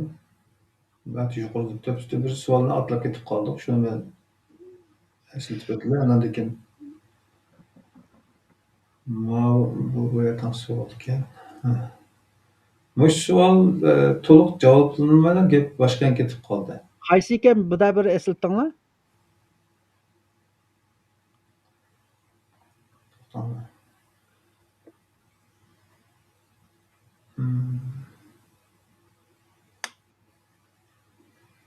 Yo'q, men u savolga javobini bildim, xato kiribdi. Ay, Abduqodir Turbatninki nimasiga javob bersak, Uyg'urlar Uyg'urcha vahiy kelish kerak deb hamda bilmayman vahiy to'xtadi deb bir yerda yo'q. Hamda Uyg'urlardan ichida yo payg'ambarlarmda yoki bo'lmasa rasullarmda birasi menga vahiy keldi deb dalillar bilan ko'tarib chiqsa, u hamda chiqqan chog'i ko'ramiz. Lekin Uyg'urning ichiga cho'qim bir dona rasul kiradi, elchi kiradi. Bu Qur'oni Karimda Xudoninki qilgan va'dasi. Andan Qur'oni Karimda shunday deb oyat bor. Va ma kunna nu'azzibina hatta nab'atha rasula. Qur'oni Karim iniq oyat bor. Ya'ni chunki biz hech qanday bir rasul yoki elchi avatmay turib, hech qanday qavmni yoki ummatni jazolaganimiz yo'q deb Qur'oni Karimda oyat bor. Shuningga asosan uningga o'tgandimi deb o'tdik Sur Yunusninki 47-oyatini Muhammad payg'ambarning sho'lning oldida bijmonchi akkasi atrofidagi kishilar unimida ishonmadi aynan. Andan qiyomat oldi aqlay ko'klay desa deb andan hamma ummatga o'zining rasuli keladi deb Muhammadning og'zidan chiqqan gap. Shu yerdagi odamning o'zimi Muhammadni ya bu bizga kelibdi deb uni to'liq qabul qilmagan, balki boshqa tilda so'zlaydigan boshqalar bo'lganlik uchun ashuna degan bo'lishi mumkin. Lekin uning hech qanday chatoq yo'q. Agar vaqt chiqib qolib bu ashuna uzun temaydi biz bilan jiqchirishib ketgan. Agar ayrim bir soat mush to'g'riliqlikka dars qilmizsakmi, Qur'oni Karimdagi butun oyatlar bilan hech narsani qo'shmay turib, Uyg'urlarning o'zigimi Xudo tarafidan, Tangri tarafidan o'zining tilida so'zlaydigan bir elchiniki keladiganligiga men Qur'ondan dalil deb beraman. Bu Xudoning va'dasi. Endi u nima deb keladi desa, faqatliki Xudoning dinini Uyg'urlarga Uyg'urcha tushuntirib keladi. Sen meni xato tushunib olsan, asli Xudoning dini mavjud. Ma vaqt uzrab ketganligi uchun mishada majbur to'xtatildi. Chunki 2 soat bo'lib qolay dedi. Kitap haqida nurg'un iddialar var. Masalan, her bir inson bir kitap. Qur'on kichik kitob, inson cho'ng kitob masalan. Dunyo o'sha kitob to'g'risida ashta gaplarni jiqchu. Shunga programma mishada to'xtatildi, lekin izlanadigan narsalar haqiqatan ko'p. Birma-bir quduqidan tutgan vaqtimizda xuddi bugungidek chiqib o'tirdi yana. Bo'ladi, hammaysizlar ajillik bo'lg'aysizlar, kerak sonda ko'rishlar. Ko'p xursandman, hammanglar xushvaqt bo'linglar, omon bo'linglar. Bo'ldi, ma'qul, omon bo'linglar. Muhtaram qarindoshlar, bugungi programma bu yoqqa qadar bo'ldi dars. Uyg'urlar Muhammadning ummati va Ibrohimning millati emas ekanmiz. Ummat va millat haqida tushunchalarni bu programmani tafsil ko'rsanglar yechib o'tildi. Savolinglar, tushunmagan yeringlar yoki raddiyanglar bo'lsa har vaqt maydonimiz ochiq. Hatalıklarımızı tuzatishga her zaman tayyormiz. Maqsadimiz to'g'ri yo'lni tepish orqali butun zehnimizni, energiyamizni o'zimizning milliy manfaatiga markazlashtirish, beshimizdagi bu erimayotgan to'g'ri mehnat qasmoqchilikdan iborat bu mustamlikaning asoratidan itib qutulib, hur insondek mustaqil yashaydigan nuqtalarga eng qisqa yo'l bilan berishga sabab bo'lib qoladi deb izlanish qilyapmiz. Shunga hammanglarningki ixlos va samimiyat bilan biroz ajr qilib tafsiliy izlanishinglarni yana tavsiya qilamiz. Balkim bizdan yaxshi tushunsizlar, izlanib qolsanglar. O'sha yerda xohlash degan bir so'zni eslatib qo'yay dedim. Xohlasanglar bo'ladi bu ish. Chunki biz irodalik yaratilgan. Yani hür iradalik yaratılganmiz. Avval xalanlı ki, andın Allah sizlarga yo'lni ochib berdi. Shular soni ko'rishlar mumkin.